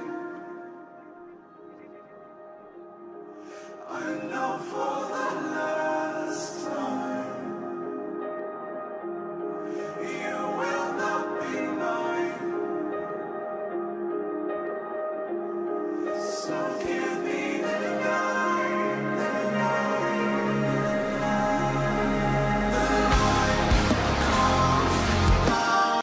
Yeah. Ah. Gorgeous. So good. Okay. Let me see if I can find that spot. There we go. Okay. So, if my stuff will behave, I want to listen to some of those vocal harmonies. Are you gonna isolate them? I think so. Cool. While you're doing the tech stuff, Ryan had a couple of comments. All right, what's up? So the first one Ryan said is the Sundowning syndrome may be the sacrifice. He prays to the god of dreams to take away the nightmares. The traitor is the person who's made from the memories until the night when two become one. So I think what he's getting at there is kind of what we've talked about before, the ideal that vessel and the deity are merged, but kind of not merged still. There's still some kind of, they're not completely integrated yet. And in night, in sleep, is kind of when that unity occurs. Right. And maybe in a kind of way that like the sundowning during the day is taking away, it's various states of cognitive decline. And the night, and when the closer it gets to night, the more that decline manifests itself. But what if that decline and that losing of the self and wanting to bleed into the one unity with the deity is what the vessel, the person longs for? So that loss of self that is in sundowning with people with deleterious conditions is actually what's sought after by the supplicant wanting to merge with the deity. Yeah. I think that, I hope that was what Ryan was getting at, and I just bastardized what he said. I that was kind of what I understood, but yeah, I think so.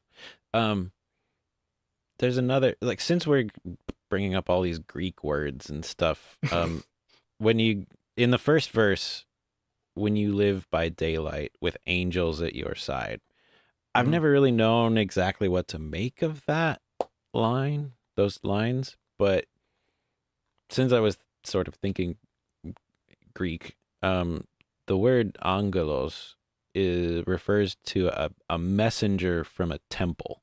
So we might these days think of it as like, oh, it's some kind of a spirit, a good spirit from God with the wings and the halo and all that. Maybe, but it doesn't.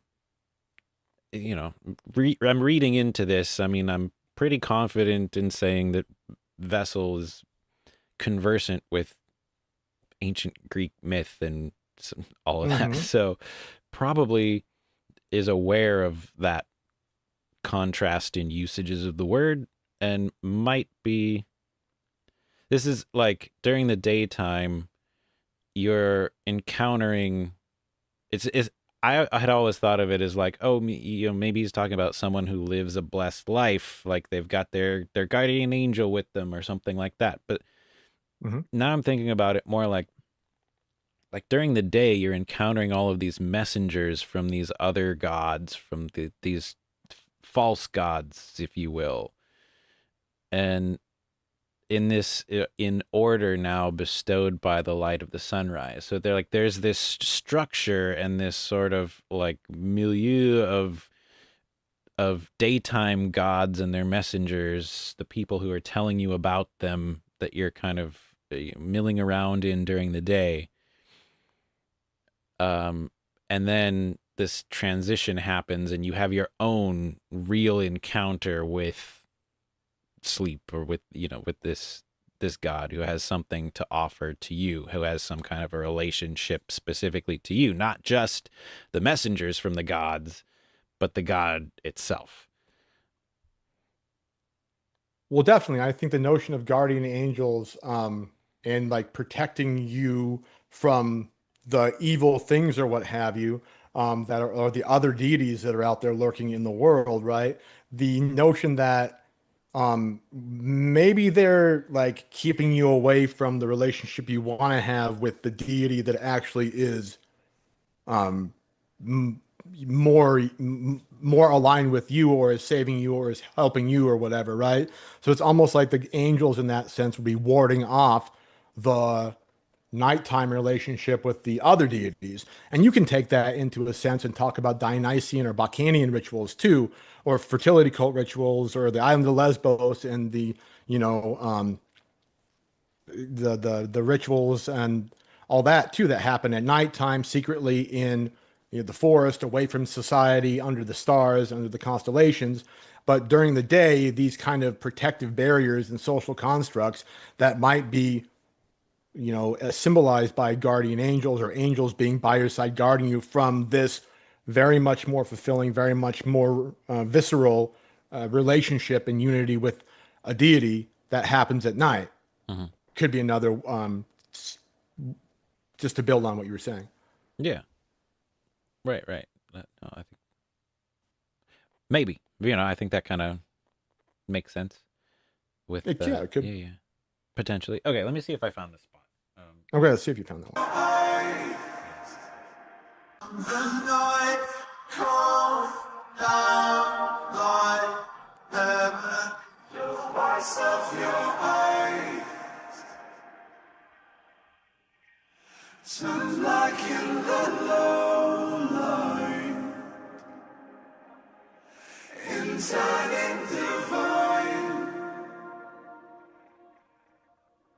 We tangle endlessly,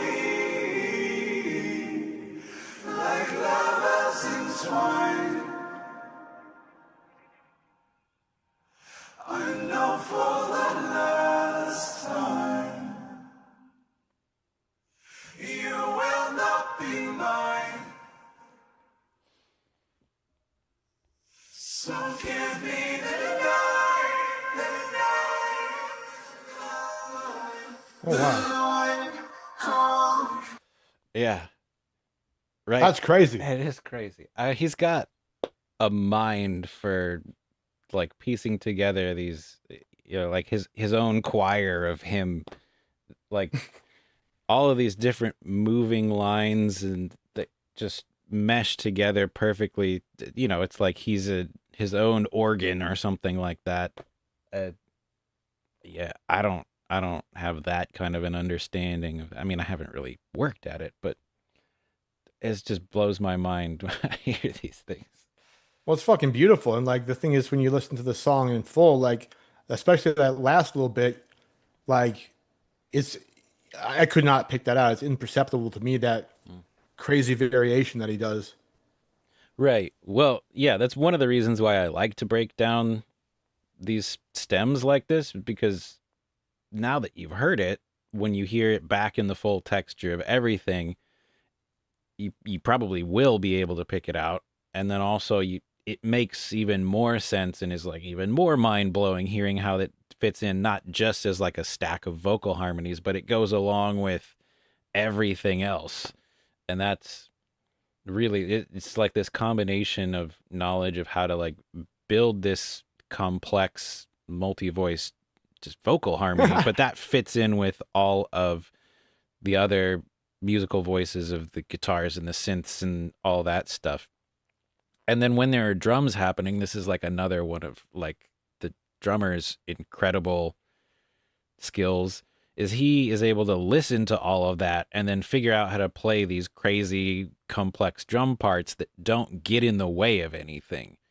Like he fills in the gaps just perfectly, or accents the lines perfectly so that he doesn't cover them up, but like brings them out even more. Is Right. crazy. Which is awesome. Ryan said mouth organ. Mouth organ.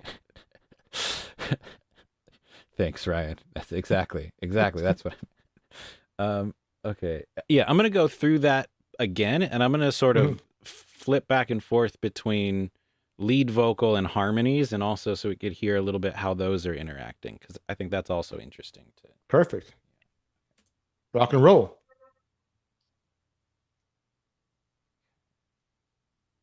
Well, if it'll work. Fucking better I work. think he's confused the stem splitter with the way that he's written these vocals. Yeah, he did.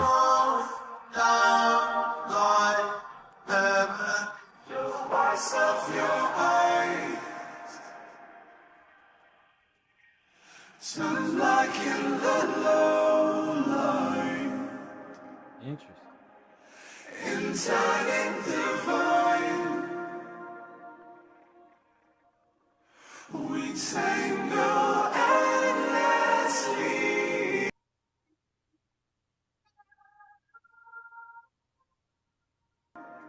Yeah, that's cool.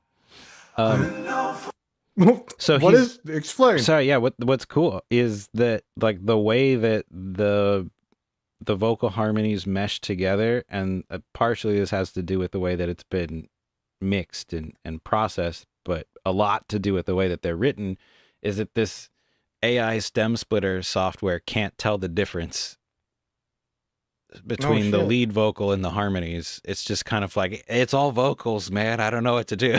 So just put them all on one thing.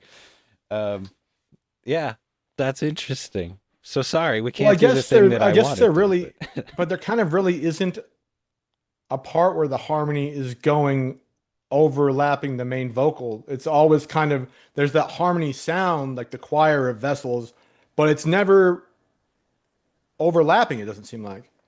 No, I would say that it is. That it's a Oh yeah. lot overlapping, like in time, like they're happening at the same time. You mean, or like pitch wise? Oh, same time, not pitch wise. Okay. Um, yeah, I think they are happening at the same time, and then also I think the reason why it's having difficulty splitting them out is because they are voiced so tightly together. So they're like lots of voices and they're kind of interweaving around each other. And I mean, I was hoping that it would at least pick out the high harmony Hmm. and separate that out, but I guess not. No dice. No dice. Anyways, we at least get to hear all the vocals in isolation. So that's pretty cool. Oh, it is. Yeah. So I'm just going to put it back on the full track Hmm. and just listen to that same thing again. And now maybe you'll be able to hear or to parse out that vocal part In context. in the Yeah. full texture. Yeah. Here we go.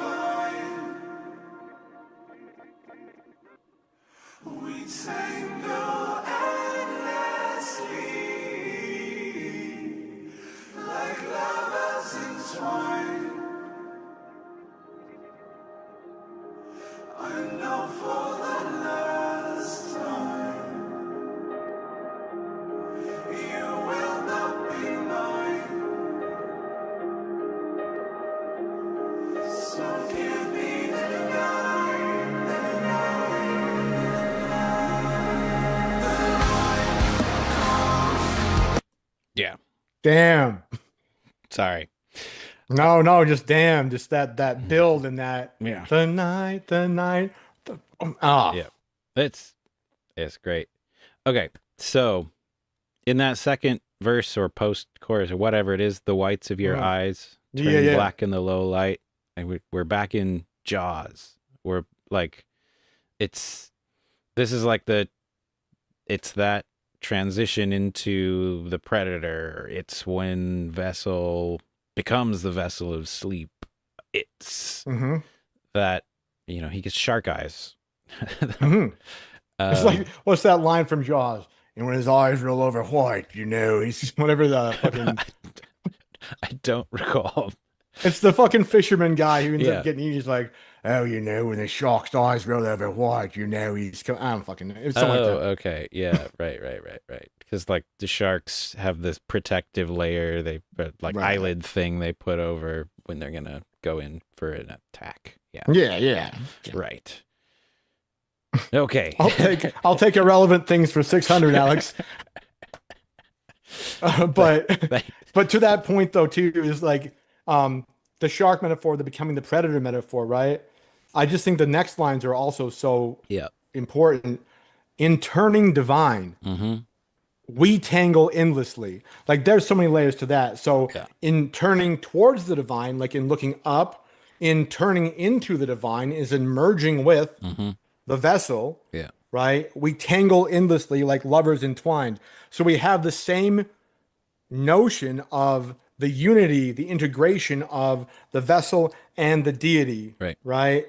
And it is this erotic, romantic kind of relationship Mm-hmm. that between the deity and the vessel. And there is the filling thing too, like the vessel being filled by the divine, like lovers entwined, Yep. right? And you will not be mine. So, like, again, this is like a very special, and it's like a limited and special hangout during the night. The Mm-hmm. God sleep comes at night. Special So, hangout. like, yeah, special hang. I'm just watching Netflix and chill Yeah. with the vessel. But so give me the night. It's like you will not be mine. Like during the daytime, right? Maybe because there's guardian angels, maybe because the deity sleep can't come during the daytime. Right. So give me the night, the night, the night. So this time that's going to be ours, Yeah. give it to me. Right. Like, Yeah. and then just build the night, the night, Right. the night. Come fuck. But also, Uh-huh. as he starts singing about this, he goes into these lines about the entwining and all of that. This fades in again. Mm-hmm. And it builds, yo. So that theme that I was talking about, representing the merging and intertwining of the two, is like, it's another Mm-hmm. mimetic musical arrangement sort of a thing. A synesthetic mimetic Yeah, device. we got another rhyme to toss on there. That'd be nice. But yeah, that's Diabetic. type. We'll try again later. Okay. I'm just gonna let it play out then, unless you have something else you want to say, because I just want to No, hear I the rest think of the that's. song. I just think it's just interesting too. Just the last thing I'll say about the lyrics and the myth, right? Is this the second verse or the post chorus, right? Mhm. As the song concludes, begins being voiced between the refrains. It Oh comes yeah, back in, and so I just think it's. I mean, again, beautifully done. But this whole, the ritual, the transformation, the lovers entwined, the merging, the integration comes back in as the song finishes out right. with the repetition of the hook or the chorus. Yeah, yeah, incredible. And then, I mean, I guess the only other thing I haven't really talked about is the guitars. There's not like it's not a crazy complex thing, but like the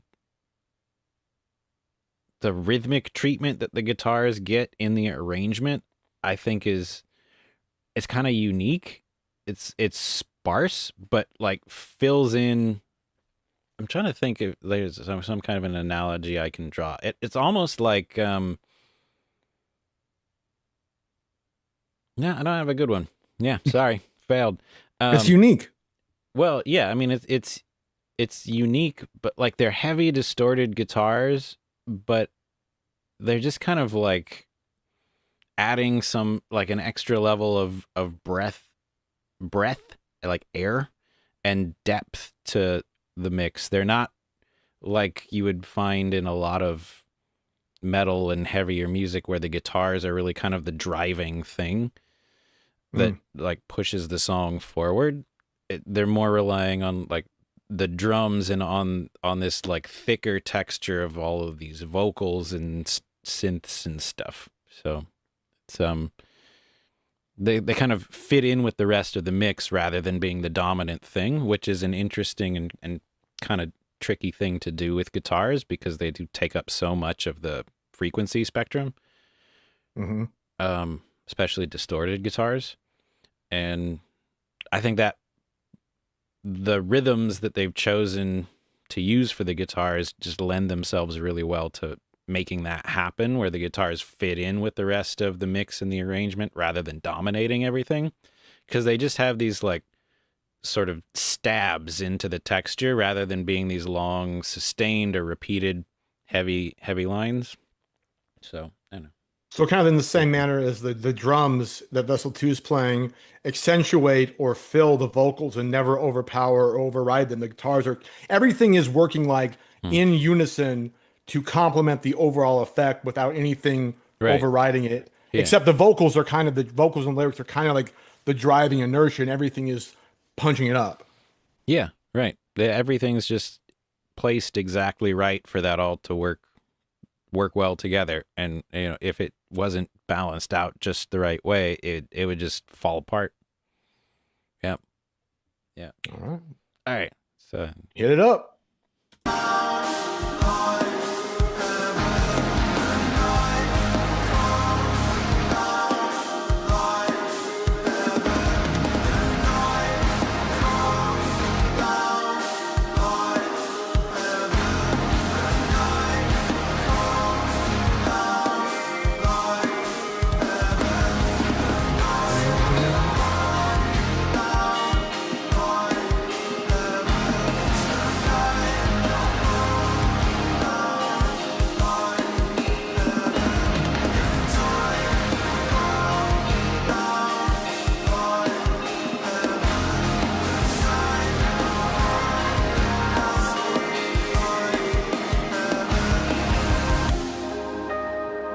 Damn.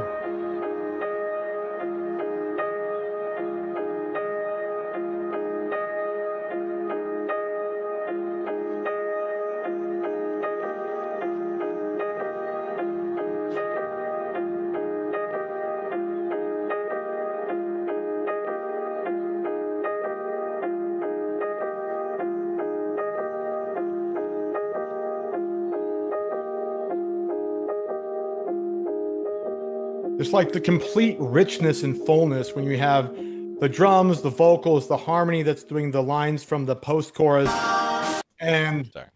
everything right there before it reverts back to the opening theme. Like, it's just so perfectly mixed. Everything is just Yeah. gives you tinglies. That it does to me. I got the tinglies. Might want to get that looked at. No. Yeah.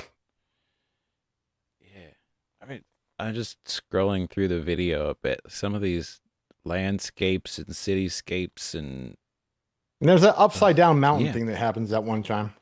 that's what I was looking for. Yeah. There's like I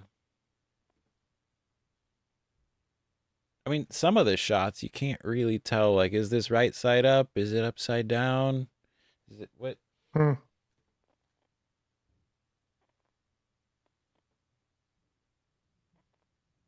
That's right side up. Yeah.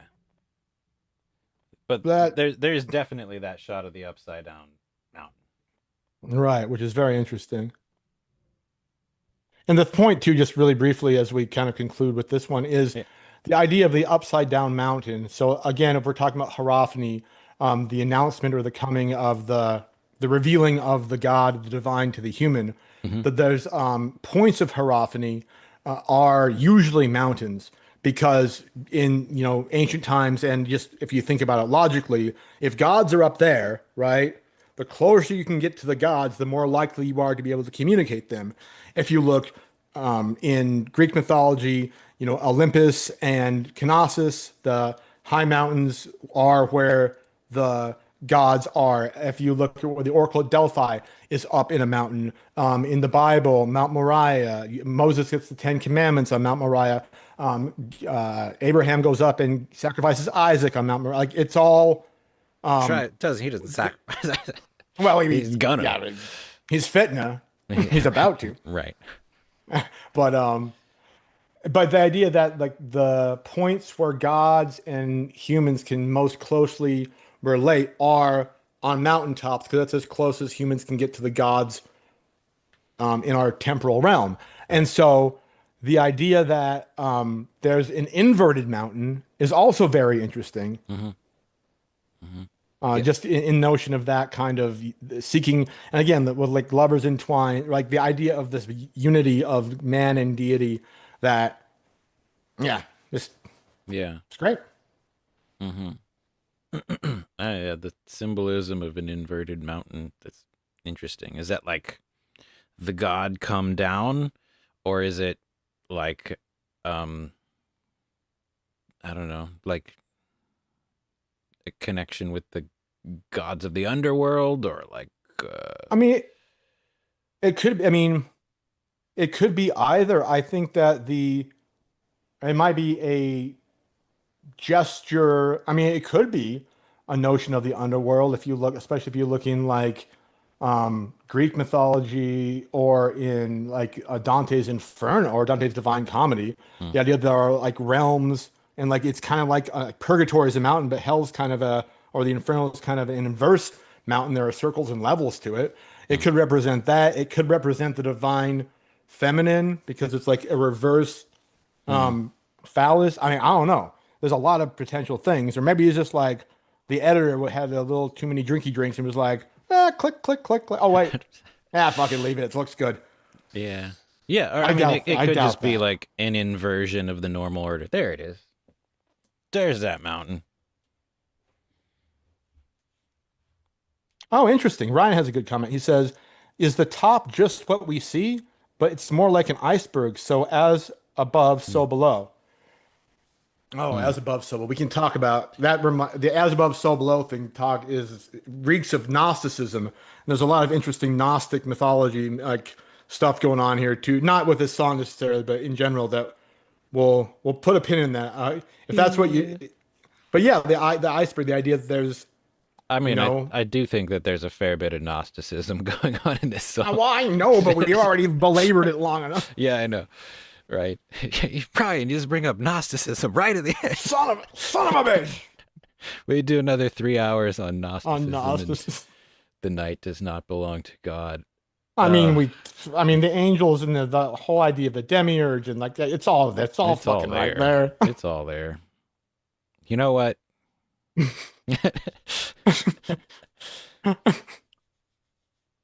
Yeah. Ah, Well done, Ryan. Good job. thanks, asshole. No, we appreciate it, Ryan. Thank you. Yeah. Yeah. Spot on once again. All Uh, right. cool. Well, I don't think that I'm going to be able to do another whole song. You son of a. Sorry. You can do half of one? I don't know if we could do that. I don't know if that's a good idea. Well, I Because guess let's talk I'm about Gnosticism then. about to have a baby, so we'll get Well, through you're half of not. this song and then pick up about the second half in three Honey, weeks we or gotta whatever. go. Yeah, This one's a short one. What is it? It's the offering.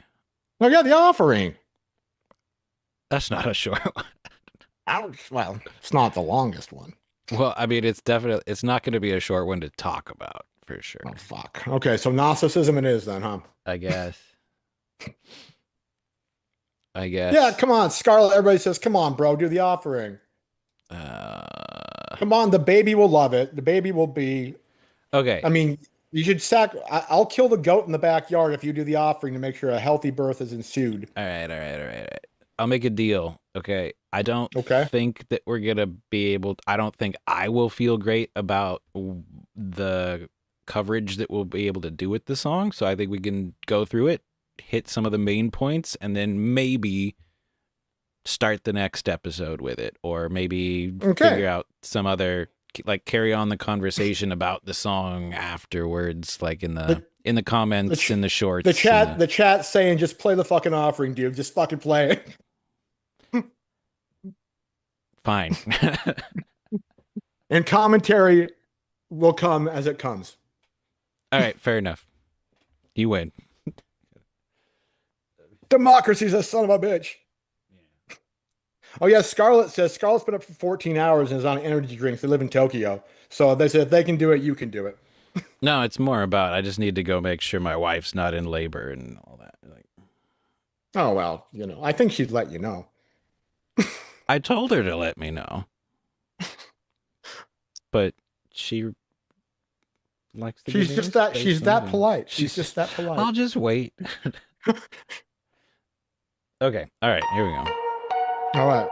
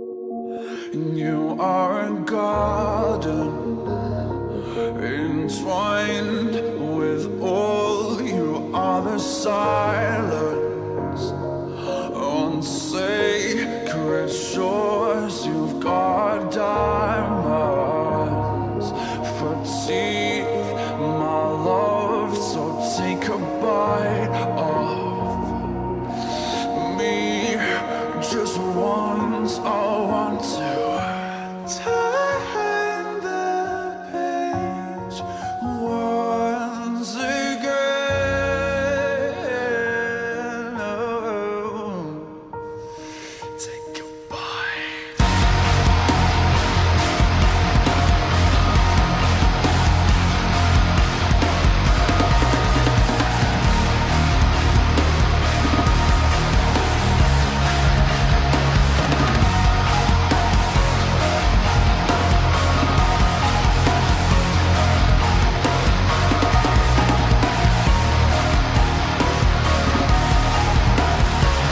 This is again an offering in your favor, a sacrifice in your name. But I know you've got a taste, so just take a bite of me. Turn the page once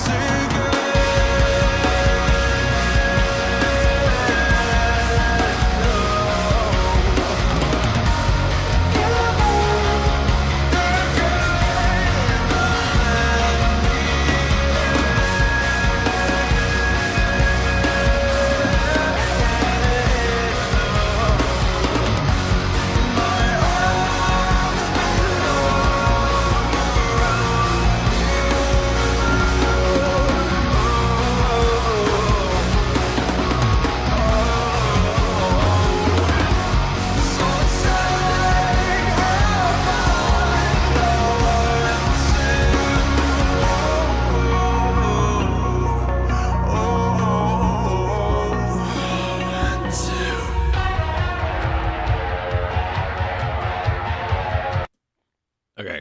All right. Mhm. I guess we should say something about it.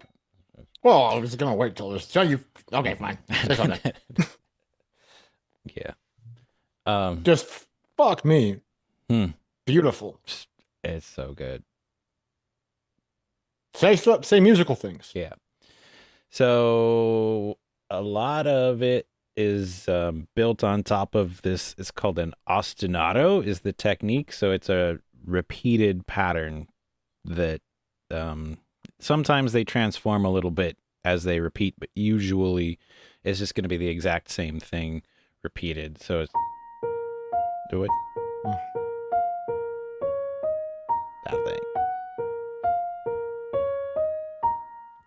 So that I mean, that lends itself to all kinds of cool musical experimentation. So it can build, it can sustain. It's a great, great little figure. And again, not super complex. It's just kind of built around, I think we're in G flat.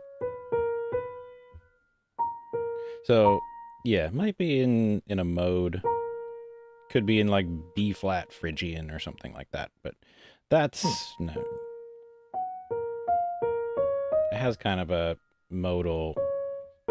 So like, yeah. A mode is basically, like, in simple terms, we talked about a scale in one of the previous podcasts. It's a collection of notes that you use to build a song from. So it's the thing that defines if we're in a key.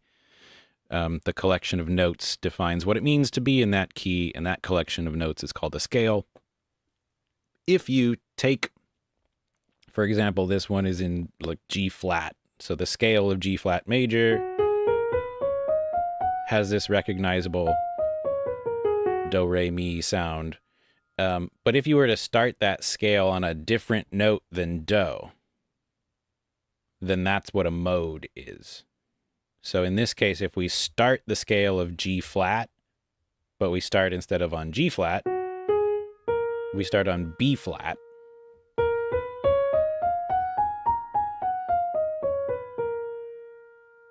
Has a totally different character to it. So that's what a mode is. And I think this song has that B flat Phrygian sort of a thing going on with it. That's just my real quick Phrygian. So these modes take their names from ancient Greek tribes and city states. So Phrygia being one of those. So the modes are Ionian, Dorian, Phrygian, Lydian, Mixolydian, Aeolian, and Locrian. I feel like I missed one. What do I do? Ionian, Dorian, Phrygian, Lydian, Mixolydian, Aeolian, Locrian. Nope, that's it. So those are the 7 modes of the major scale. So Phrygian being the 3rd mode of the major scale. Mm-hmm. Yeah. And I mean, a lot of Spanish folk music, flamenco music, uses a lot of Phrygian mode. So it has this kind of like minor, sort of a darker kind of a character to it. It's an interesting sort of a sound. I like it a lot. And I'm saying that at least parts of this song are kind of leaning heavily into that mode. No, absolutely. I think it's interesting too. This is something that I was considering as well, because there's obviously a lot of mythic import here. So if we're in the Phrygian mode, Phrygian, the Phrygian culture had a lot of very specific, interesting rituals and deities associated with it. For one thing, they didn't build temples usually. They had like engraved monolithic monuments, and basically they were like outdoor, either caves that were carved into rock faces or freestanding megaliths that had the carvings and places of worship. And so that's an interesting thing for like the Phrygian religious culture. Interesting. Yeah. Where might I look to find information about that besides Wikipedia? Phrygian monolith. I don't know. You can look up. So there's the Phrygian goddess Matar, Cybele. Let me find the actual. I mean, Wikipedia, yeah, but there's also a site that's general information about Phrygian monuments. Here, I'll put a link in the chat. Okay, cool. And it actually has some really cool like schematics or like diagrams of different Phrygian monuments, both when they were completely freestanding outdoorsy and also when they started building temples later on after the 8th century. Okay, yeah. Oh, rock cut tombs also Phrygian. So the rock cut monuments of Phrygia. There's an article I just found. Let's see. And there's the Karakuyu temple, 2700 100-year-old temple complex near Denezeli, containing sacred cave twin idols and libation channels for rituals, Very cool. So and Phrygia specifically is Phrygian. um these days Phrygia, the place that was Phrygia or that region is now within Turkey, is it? Turkey, Yeah. yes. It's now within Turkey. Yeah, so it would have been one of the colonies. So it would have been one of the Greek colonies that was planted after the conquering of Troy in the Trojan Wars. Okay. So right across the Hellespont from Greece proper. Okay. Very cool. I'll have to do more Yeah, yeah, we'll come background back with reading all on that. Phrygia. It's very cool. It's all super interesting and Well, after you brought up the Phrygian thing, I was like, yeah, oh yeah. shit, I know about Phrygian indeed. Okay. Nice. Yeah, that interesting connection to make. I hadn't really thought about it being in the Phrygian mode until now. I was just thinking like, oh, these notes make G flat major, but listening to it, I'm like, that sounds a little more Phrygian Well, it than sounds a little could. Phrygian. Yep. Um, Neat. yes. And okay, so then this song, in contrast to The Night Does Not Belong to God, is guitar driven. Hmm. And is one of those it's like low tuned 8-string guitar, and I'm pretty sure like the guitar is playing down like in the range where the bass guitar would normally be, and sort of this is kind of a heavier modern metal technique where the bass and the guitars are playing like at the same pitch level. Right. This like Meshuggah, there's another metal band that does that a lot and kind of pioneered a lot of that technique. And there's like a whole guitar tuning that people refer to as the Meshuggah tuning because it does well for that thing. Okay.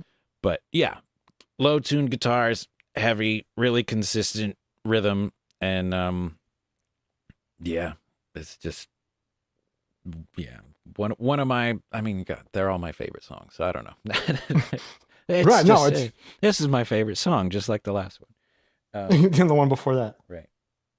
But no, just the very interest, like the different, I guess, like you were saying, the guitar is very forward in this arrangement, Yeah. even though it still has that basic, um, those piano tones that you were the mode, the Phrygian mode, and the piano, and those very concrete, distinct tones that kind of build the theme for everything. The guitars kind of take over and drive it. Mm-hmm.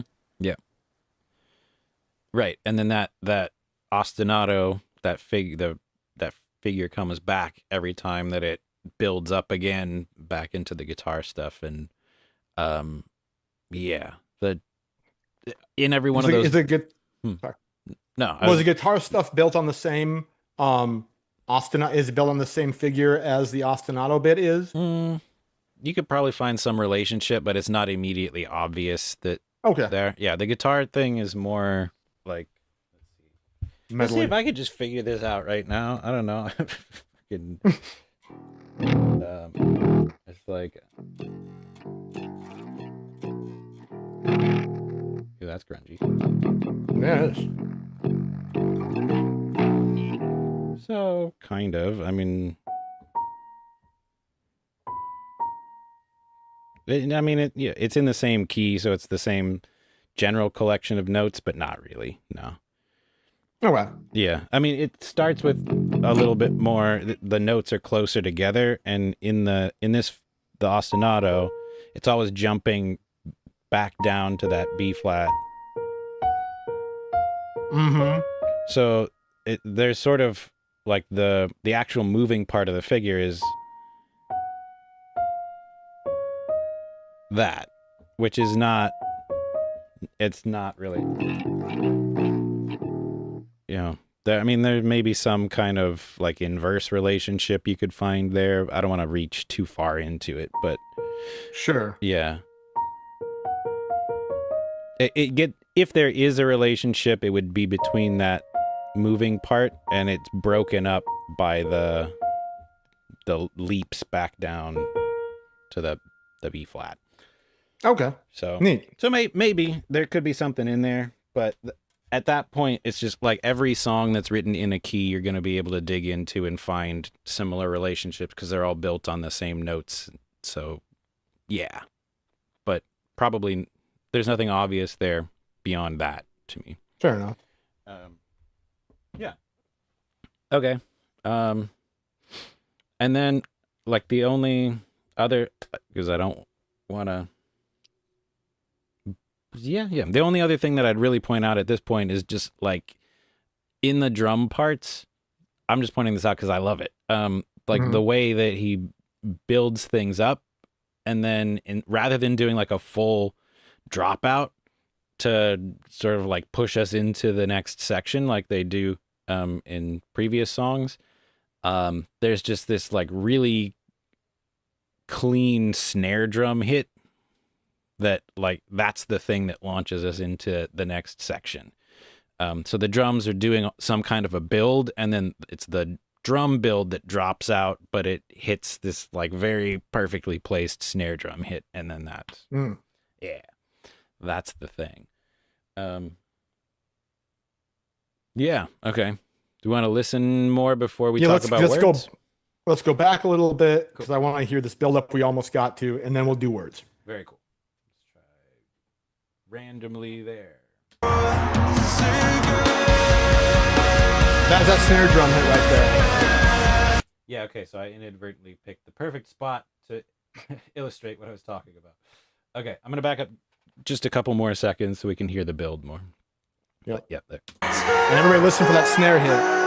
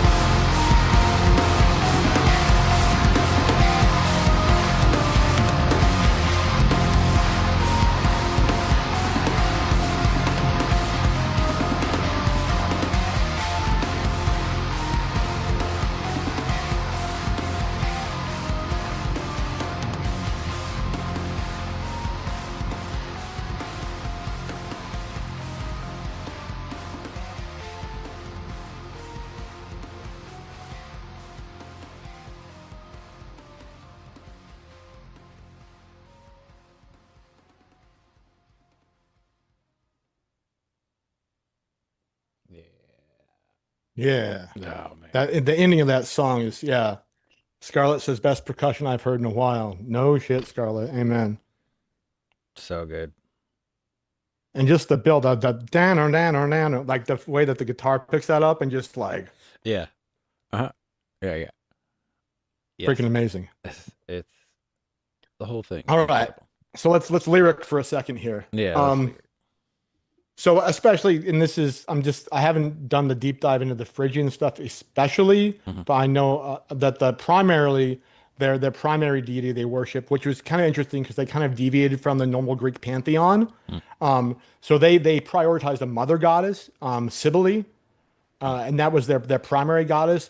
Eventually, as more Hellenistic Greeks came over, they ended up incorporating Zeus and yada yada yada. But they were mostly a fertility mother goddess worshiping called Matar or Cybele is the mother goddess. And so I think whether or not we're dealing with Phrygia specifically, but the opening line here, "You are a garden entwined with all," is a very feminine deity, mother goddess type of line. That the female is a garden; it's entwined with it all. The way the earth is entwined with it all. It's kind of like in a Pachamama, in a Gaia sort of sense. But basically, there's nothing that the deity, which is the fertility, which is the spring and the growing of plants and the crops and the birthing of livestock and the birthing of humans, etc., are all kind of under control and under the caprice of the fertility deity. In this case, female fertility deity, I would say. You are a garden entwined with all. Like this is, it's kind of like the force. It's in this and then moves through us, young Padawan, whatever. Yeah. But it's this like life-sustaining force that also must be sacrificed to and renewed because, especially in ancient myth and ritual and fertility cult and ritual, like the fertility of the land and the crops doesn't come for free. Right. You need to sacrifice to it, and in various ways, in various cultures, usually involves the taking of some life or some blood in order to do that, whether it's the king gets chopped up and buried with the corn, whether it's the virgins who get sacrificed, a chosen virgin gets sacrificed, whatever, depends upon where you're at. And I think also the imagery in the music video at the beginning kind of has this very Stravinsky rite of spring, sacrificing the virgins, dancing around in Yeah. the loincloths of the yaks you've sacrificed, shamanistic vibe to it. And so I think that that's just again perfect and beautiful. The next line, "You are the silence on sacred shores." I think that is it's one of my favorite lines. Because there's the idea, again, just like there are sacred spaces, whether they're monolithic totems or temples, that there are sacred islands. You'll notice this in the Odyssey. In fact, where the entrance to the world of the dead is, and you have to sail north past the farthest place that man has gone and keep sailing north through the Dead Sea, and then you'll end up on the land, which is the Isle of the Dead. And there, like everything is silent until you begin the ritual and the libations to call out the shades from the underworld. So the idea that the sacred shores, whether it's the Isle of Cumae, where the Cumaean Sibyl, the Latin, the Roman prophetess lives, whether it's Crete, whether it's the island of the underworld, there are sacred places that you go to commune with the divine in the same way as you would have a temple or a monolithic totem. And the idea that the silence on sacred shores, like you go there, you better, I mean, it's a place of reverence. And to configure the deity as being the garden entwined with all and being present in the silence on sacred shores, like that's just such a beautiful image and metaphor for the deity and this offering and the sacrifice. Like it's just so poetically perfect. Yeah. And like one of the things that's striking to me about like not just how well written this is, but the way that it's performed also.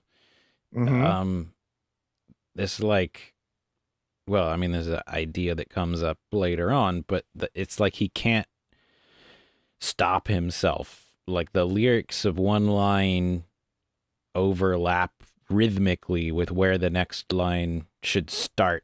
so he's kind of like he can't stop moving right on into the next line. And so even though there's so much in each of these lines that you'd maybe like to have some time to sort of soak it in and think about it for a moment, he gives you no opportunity. And it's just each of these lines, one after another, you just sort of like inundated with all of this And meaning. there's a level of that compulsion and that drive and that inertia that goes with like shamanistic ritual as well, where Hmm. the vibe, the song, the music starts like driving you forward, compels one like so it's almost becomes automatic at some point, right? Yeah. Yeah. I mean, there's that. There's like he uses this uh frenzy as Mm. a an important metaphor or concept in later songs. And this is kind of like this is what it seems to me is he's like getting into that mode of frenzy, which is this kind of ritualistic sort of you work yourself into the ritual. It's a good book called Deep Listeners by Judith Becker for anyone who Thank wants God you to. didn't say Judith Butler. Nope. Pretty sure it's Judith Becker. It's been a Okay. while since I just double check that. Deep Listening by Judith Becker. Deep Okay. Is it Listeners. about Yeah, a Judith Deep Listener? Becker. Is it Deep about Listeners. musical and myth or what is it? It's about the it takes a couple of case studies of some different cultural areas and the ritualistic use of music and especially rhythm to get into an altered state of consciousness. Oh, cool.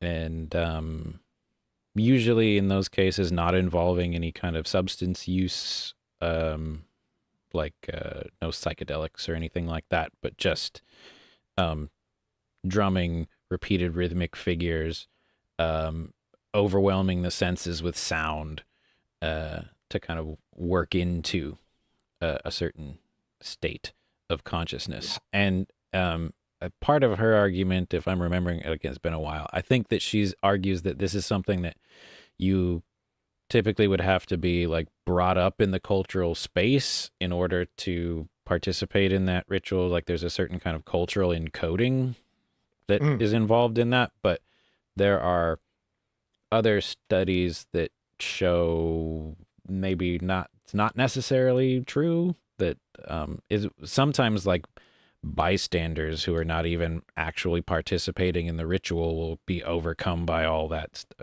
like tourists who are just watching or something like that will be overtaken by the spirits of the ritual or the whatever is going on, and that can Right, be but if dangerous. one has been culturally brought up in it, they're more attuned, it's more available to them, but some people, Yeah, or regardless of their they grew up and know the process in order to repeatedly enact it. I think is more how I Well, that would makes phrase sense. it. Yeah. So I think there's that frenzy thing going on, and then the next line, I think, before I interrupted you or whatever is happening right now, where he returns to the teeth, the jaws. You've got diamonds Right. for teeth, so take a bite of me. And then it's this, what you were talking about with this fertility goddess thing. It's really common for gods and goddesses of life and fertility to either also be the gods and goddesses of death, or to be like in a romantic pairing with the gods of death, so that there is this Right. like death and renewal thing that's intertwined. And so like you are the life, you are all of this stuff, but also like here I am, I'm the offering, take a bite of me, because we want to get into the next cycle, start the next cycle, turn the page, which is also one of the most musically beautiful lines, the way he delivers that. Hopefully the vocal isolation thing will work, because I want to hit that. Isolate. Yeah. Yeah. Just incredible. No, totally. And I think this thing too is like, so we look at like gods that are pairings of life and death. So you have the Persephone, Hades in the Greek tradition. You have, as we talked about last or two times ago in Calcutta, you have Holly and Halika and Vishnu and Arjuna, like the pairing of Halika, the goddess of lust and death, and then you have Kali is both life bringer and death bringer too, and the Mhm. demon is Heli. So you do have these pairings because there is this duality, like and especially with feminine deities, right? The idea that they are both the eternal mother and also the also like overly protective, so much that they'll kill you to keep you close to them. Hmm. Uh, and so there's like the aggressive hostile feminine as well as the life bringing mother feminine that's part of these fertility goddesses and rituals. Right. Yeah. Yes. And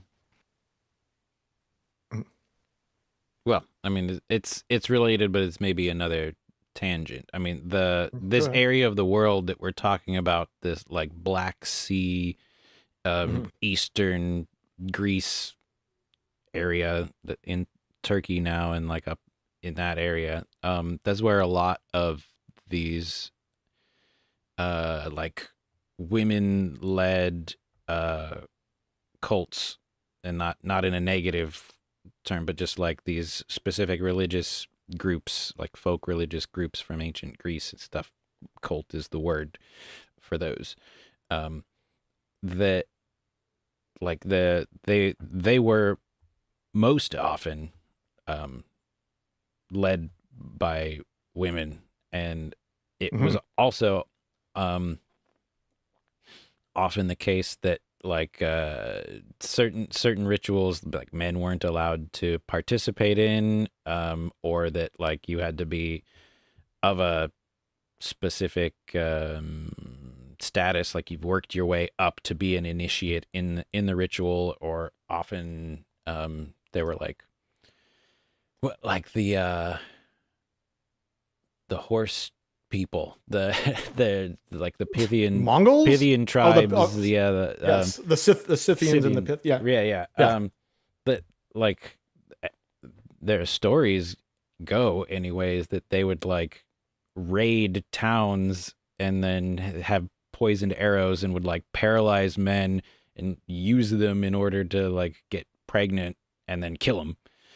Hmm. And that's where like there's a connection to Medusa and the like turning someone to stone, with like the gorgon hair of snakes and all that stuff, because the poisons that they would use in these arrows involved the combination of many snake venoms and stuff like that. So there's a whole other thing that probably didn't do a great job of like trying to encapsulate that, but I think that's also there's like it's in that same area. If we're finding this connection to Phrygia, Hmm. um, that was all kind of going on there in ancient Greece, pre-Roman and early Roman times, also. Like, Yeah, and it's if you think about the word cult, like cult is from the Greek cultus. It means it's the same root as culture. mm, So it's a set of beliefs, a set of practices, and a cult is a codified set of beliefs and practices. The same way a culture right, is those things. Only cult is more of a microcosm of like specific initiates. And so like the island of Lesbos is one of the places where these female-driven cults yeah. existed, and there's a special freaking name for them that I forgot. Not Lucidian, but some maybe is it Lucidian? You're talking about Lucidian mystery, the Lucidian mystery Eleusinian cults. mystery. Oh yeah, Lucidian, yeah, Lucidian mystery cults is a Well, one flavor of these, right? yeah. I mean, that was like the specific one. That was the big one at Eleusis. But Right. yeah, they were similar, like Dionysian, like this Dionysus and Persephone relationship that was enacted in a lot of these cults. Hmm. Yeah. So yes, that. But I think that's the big one. Um, the Eleusinian mysteries, it's mystery cults, and the mystery is referring to like the initiation process. It's not like now we think of mystery as like this hidden, understood, secret sort of thing. Like it's a mystery, but um, Hmm. the Greek word I think is mysterion, and it's the Hmm. root of the word music, Hmm. and medicine and all. They're all related to the name of Medea, who was the first priestess in the mythology.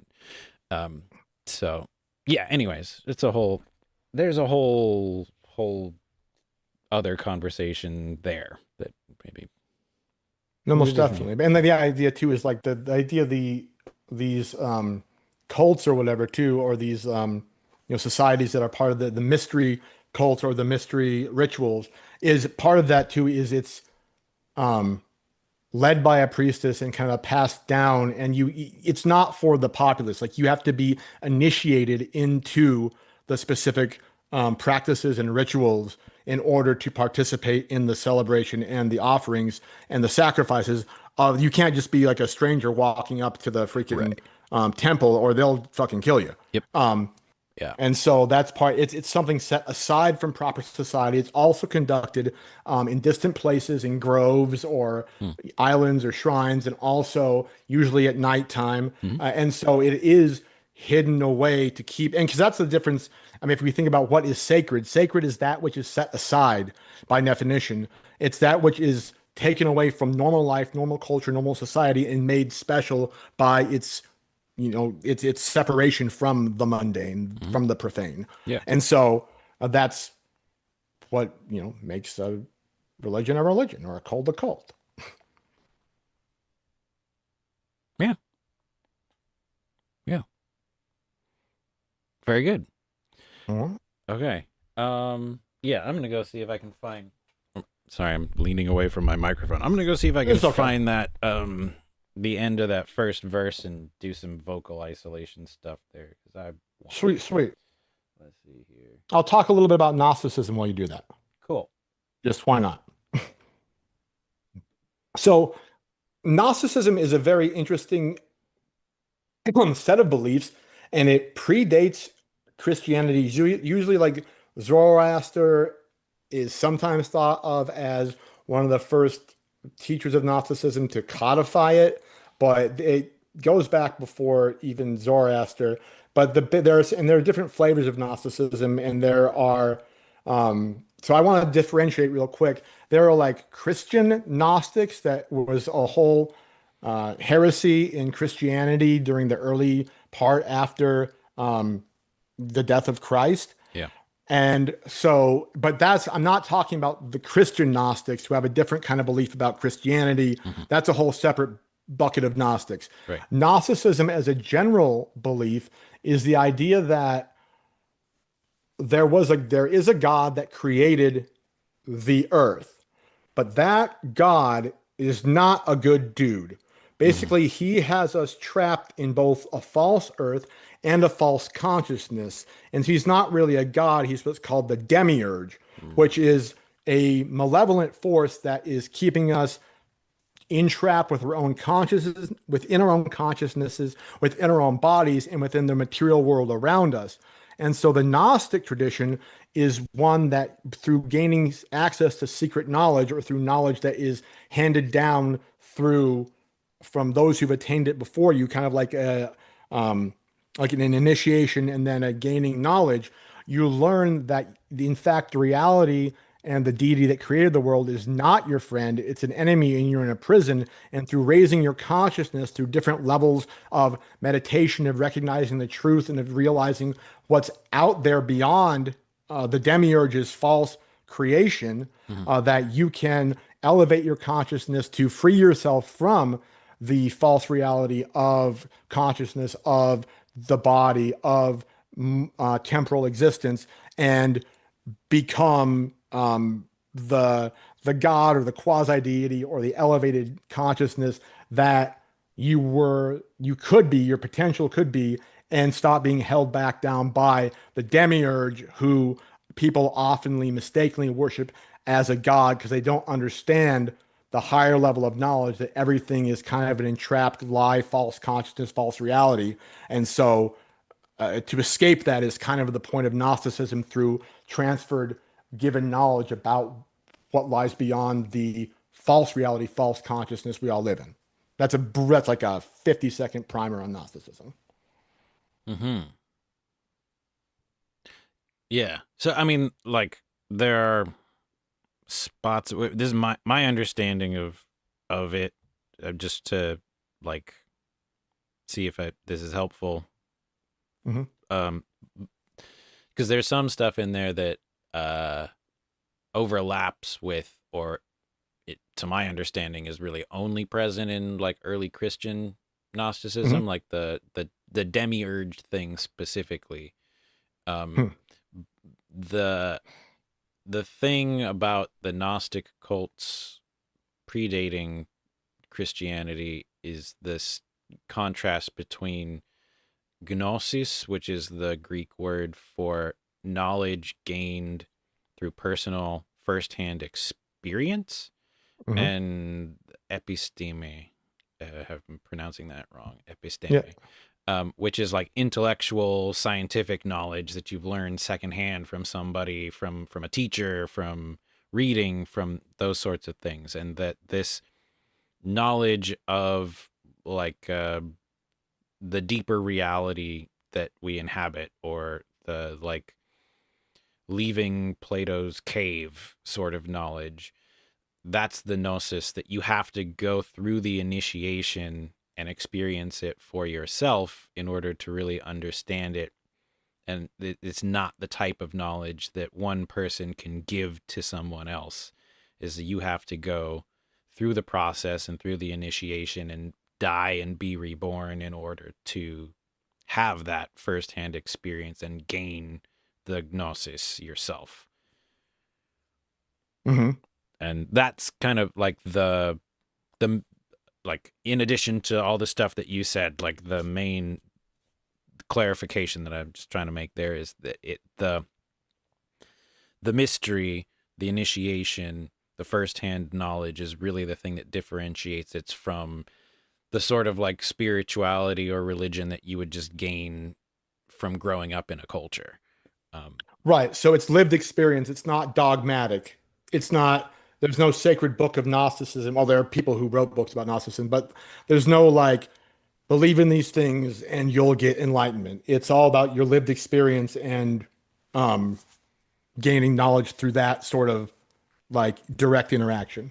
yeah, through enacting a process of initiation so that you gain access to the knowledge firsthand. Yeah. Yeah. Mhm. Okay. Do you isolate the vocals? I think so. Son of a gun.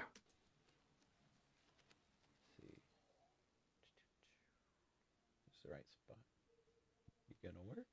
You are a garden entwined with all. You are the silence on sacred shores. You've got diamonds for teeth, my love. So take a bite of me just once. I want to turn the Hmm. page once again.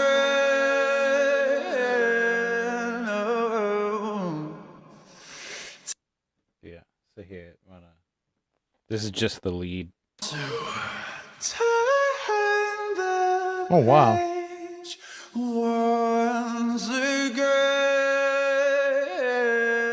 Oh. Take a bite. So cool. And then Yeah. just the background.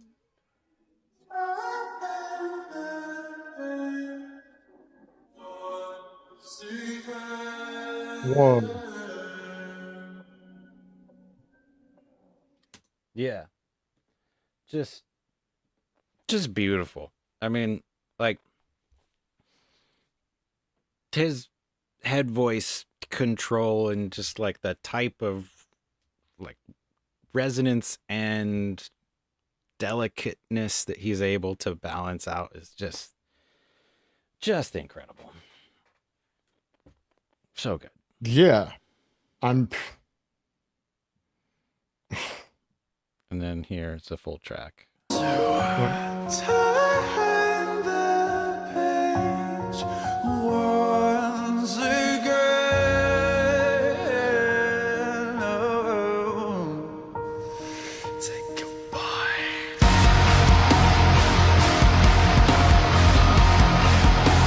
Yeah.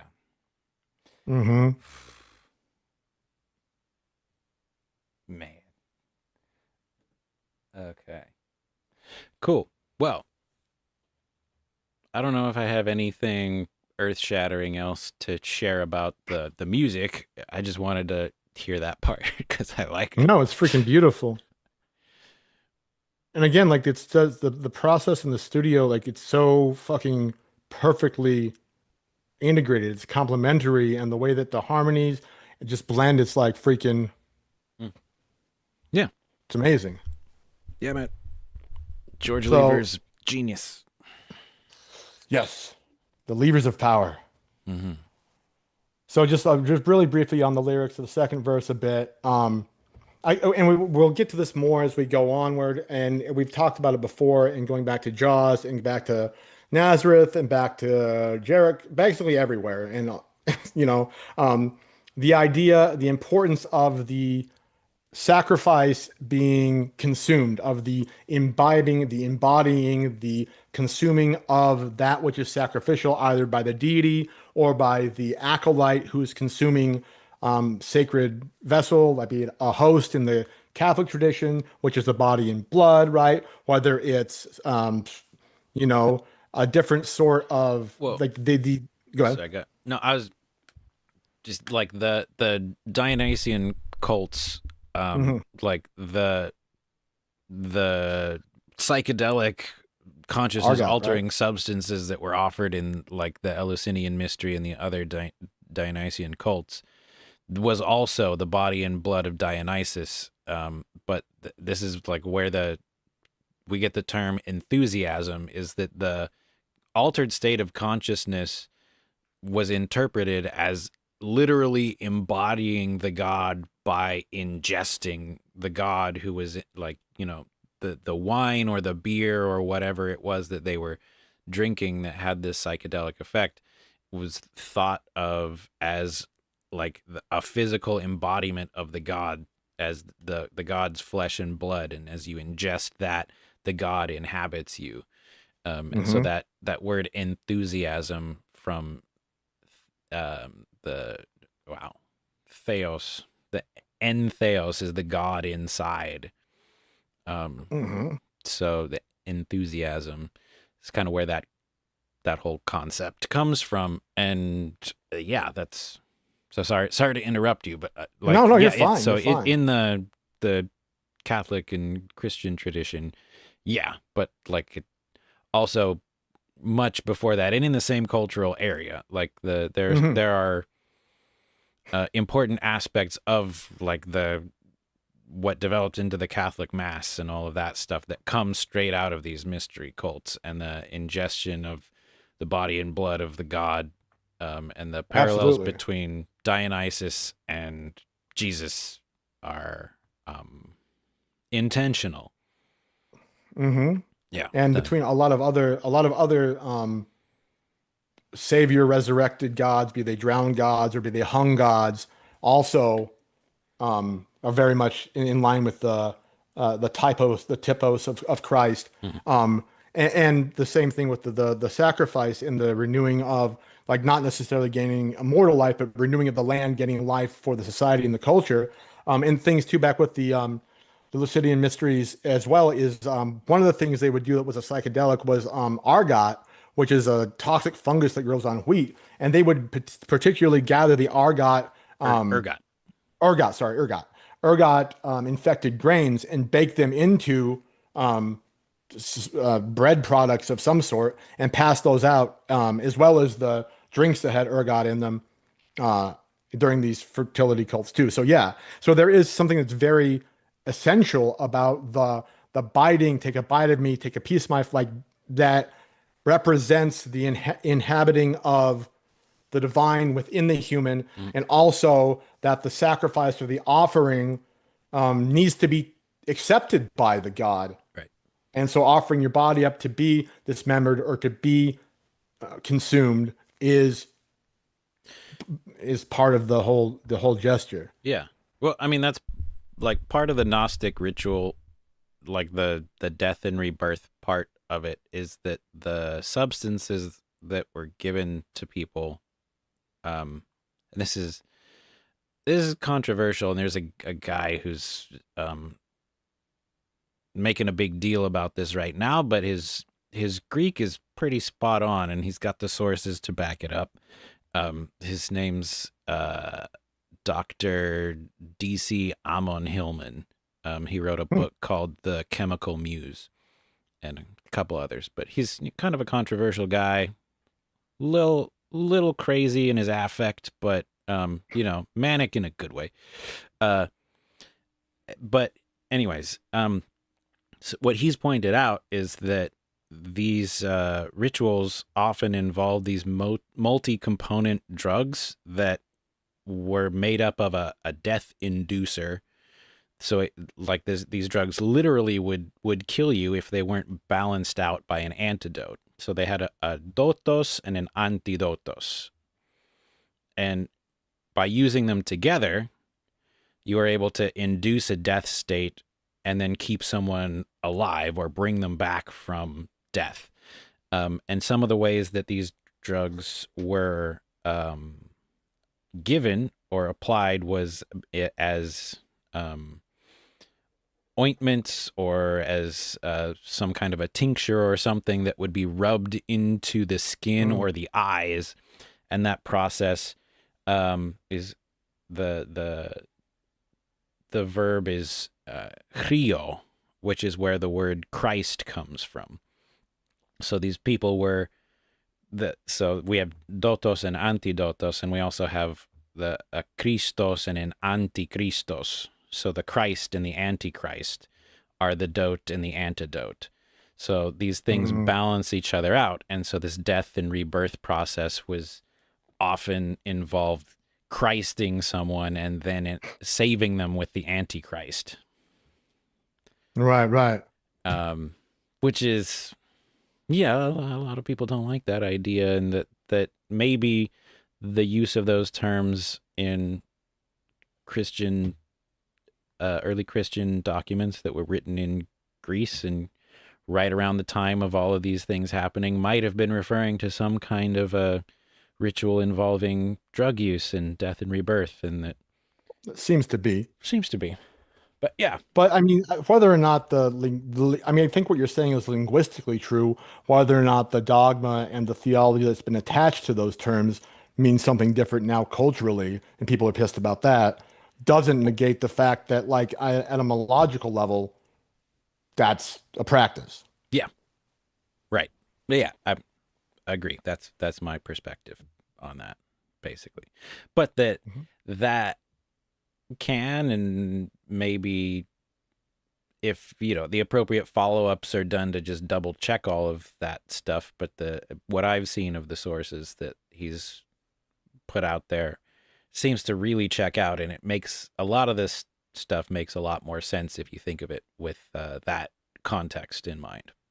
But yeah, so I think that that's relevant to all of this because of the death and rebirth and the ingestion of the god ingesting the sacrifice, but also there is this like mirroring of that on the other side, is that there's this like mutual taking in of each other sort of going Right. on, And and the turning of the page, the death and rebirth, the sundowning, transition in and the out of new night. cycle, the new fertility, the new Yeah, life bringing, turning the page on the old year, the old chapter. I right. think the interesting thing too is like you need oftentimes, depending on which, ritual and which whether it's a fertility cult that has a hanged god or a buried god or a drowned god, um, the idea that there has to be a sacrifice first to summon the deity, Yeah. which is usually a blood sacrifice.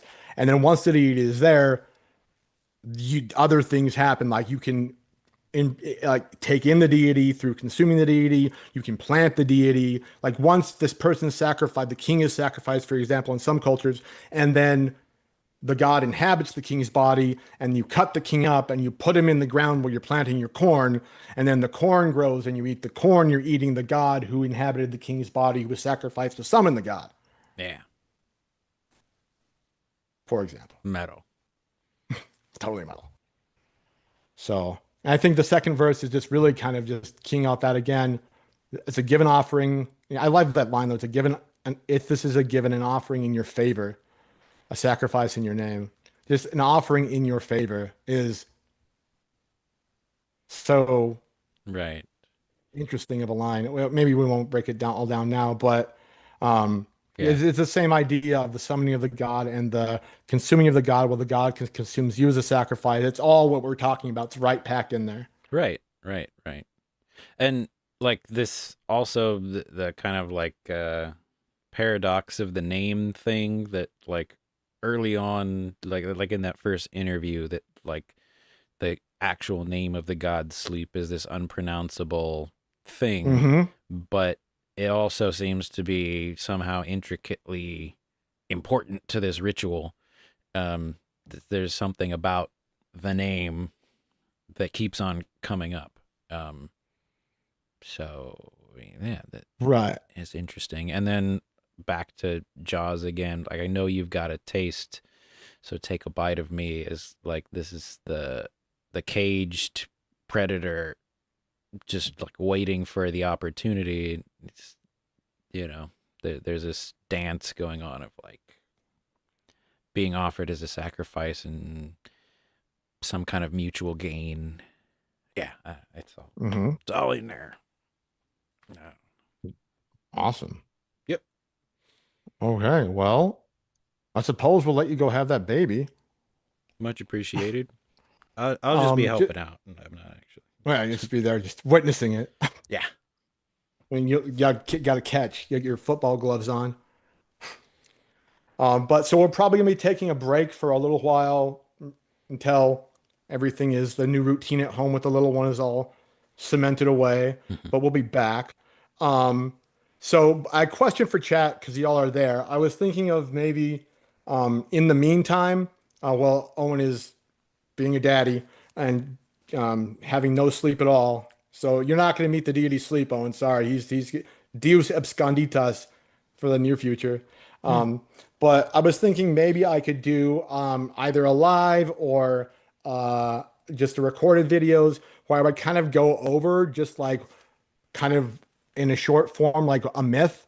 So like, for example, like the myth of Eucume and Sybil, or like the myth of Isis and Osiris, or if people have ideas of any kind of like set myth they would like discussed, and I'll like put up on, the screen, like passages from Virgil or from Fraser that discuss it. You just kind of give like a 30-minute to 45-minute or maybe 15-minute, like briefing with proper notes and passages cited that discuss a lot of the myths that are going to be at play and have been at play in Sleep Token.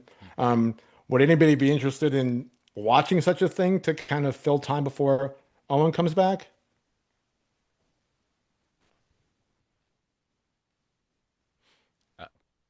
I would be. And well, yeah, you go. You can put it on at night when you're Yeah. holding the baby. Uh-huh. Something to do while I can't sleep.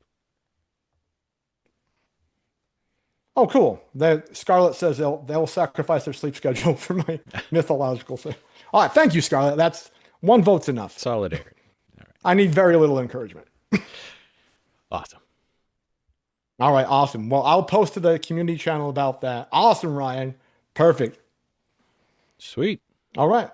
Well, I guess we'll let you go. I was just gonna type back to Ryan real quick. We were talking about the first law of thermodynamics and energy changing forms, and he was saying that there's maybe like energy can change or matter can change forms, but sometimes it's a less useful form. And so an example of that, right? Like, okay, if your house catches fire, the materials that were in your house are converted to energy and carbon is produced, right? Sure. So like all the energy that was in the materials that were constructing your house changed form, but a pile of ashes and a bunch of smoke and heat in the air is far less useful to you than your house was.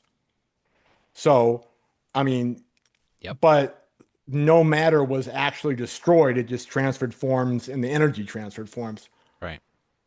So, so as much as it's subjective to a point, it's also objective that like things that we fashion out of material or things we fashion out of our emotional energies, like relationships, when they're destroyed, that energy doesn't go away. It can go towards hatred or jealousy or envy or internal Hmm. problems, right? That energy that was expended in love in the relationship can turn inwards or be expressed outwards as other things. That doesn't mean it's as productive or as good or as valuable as the energy that was the unity between two humans or a human and a deity before that. Hmm.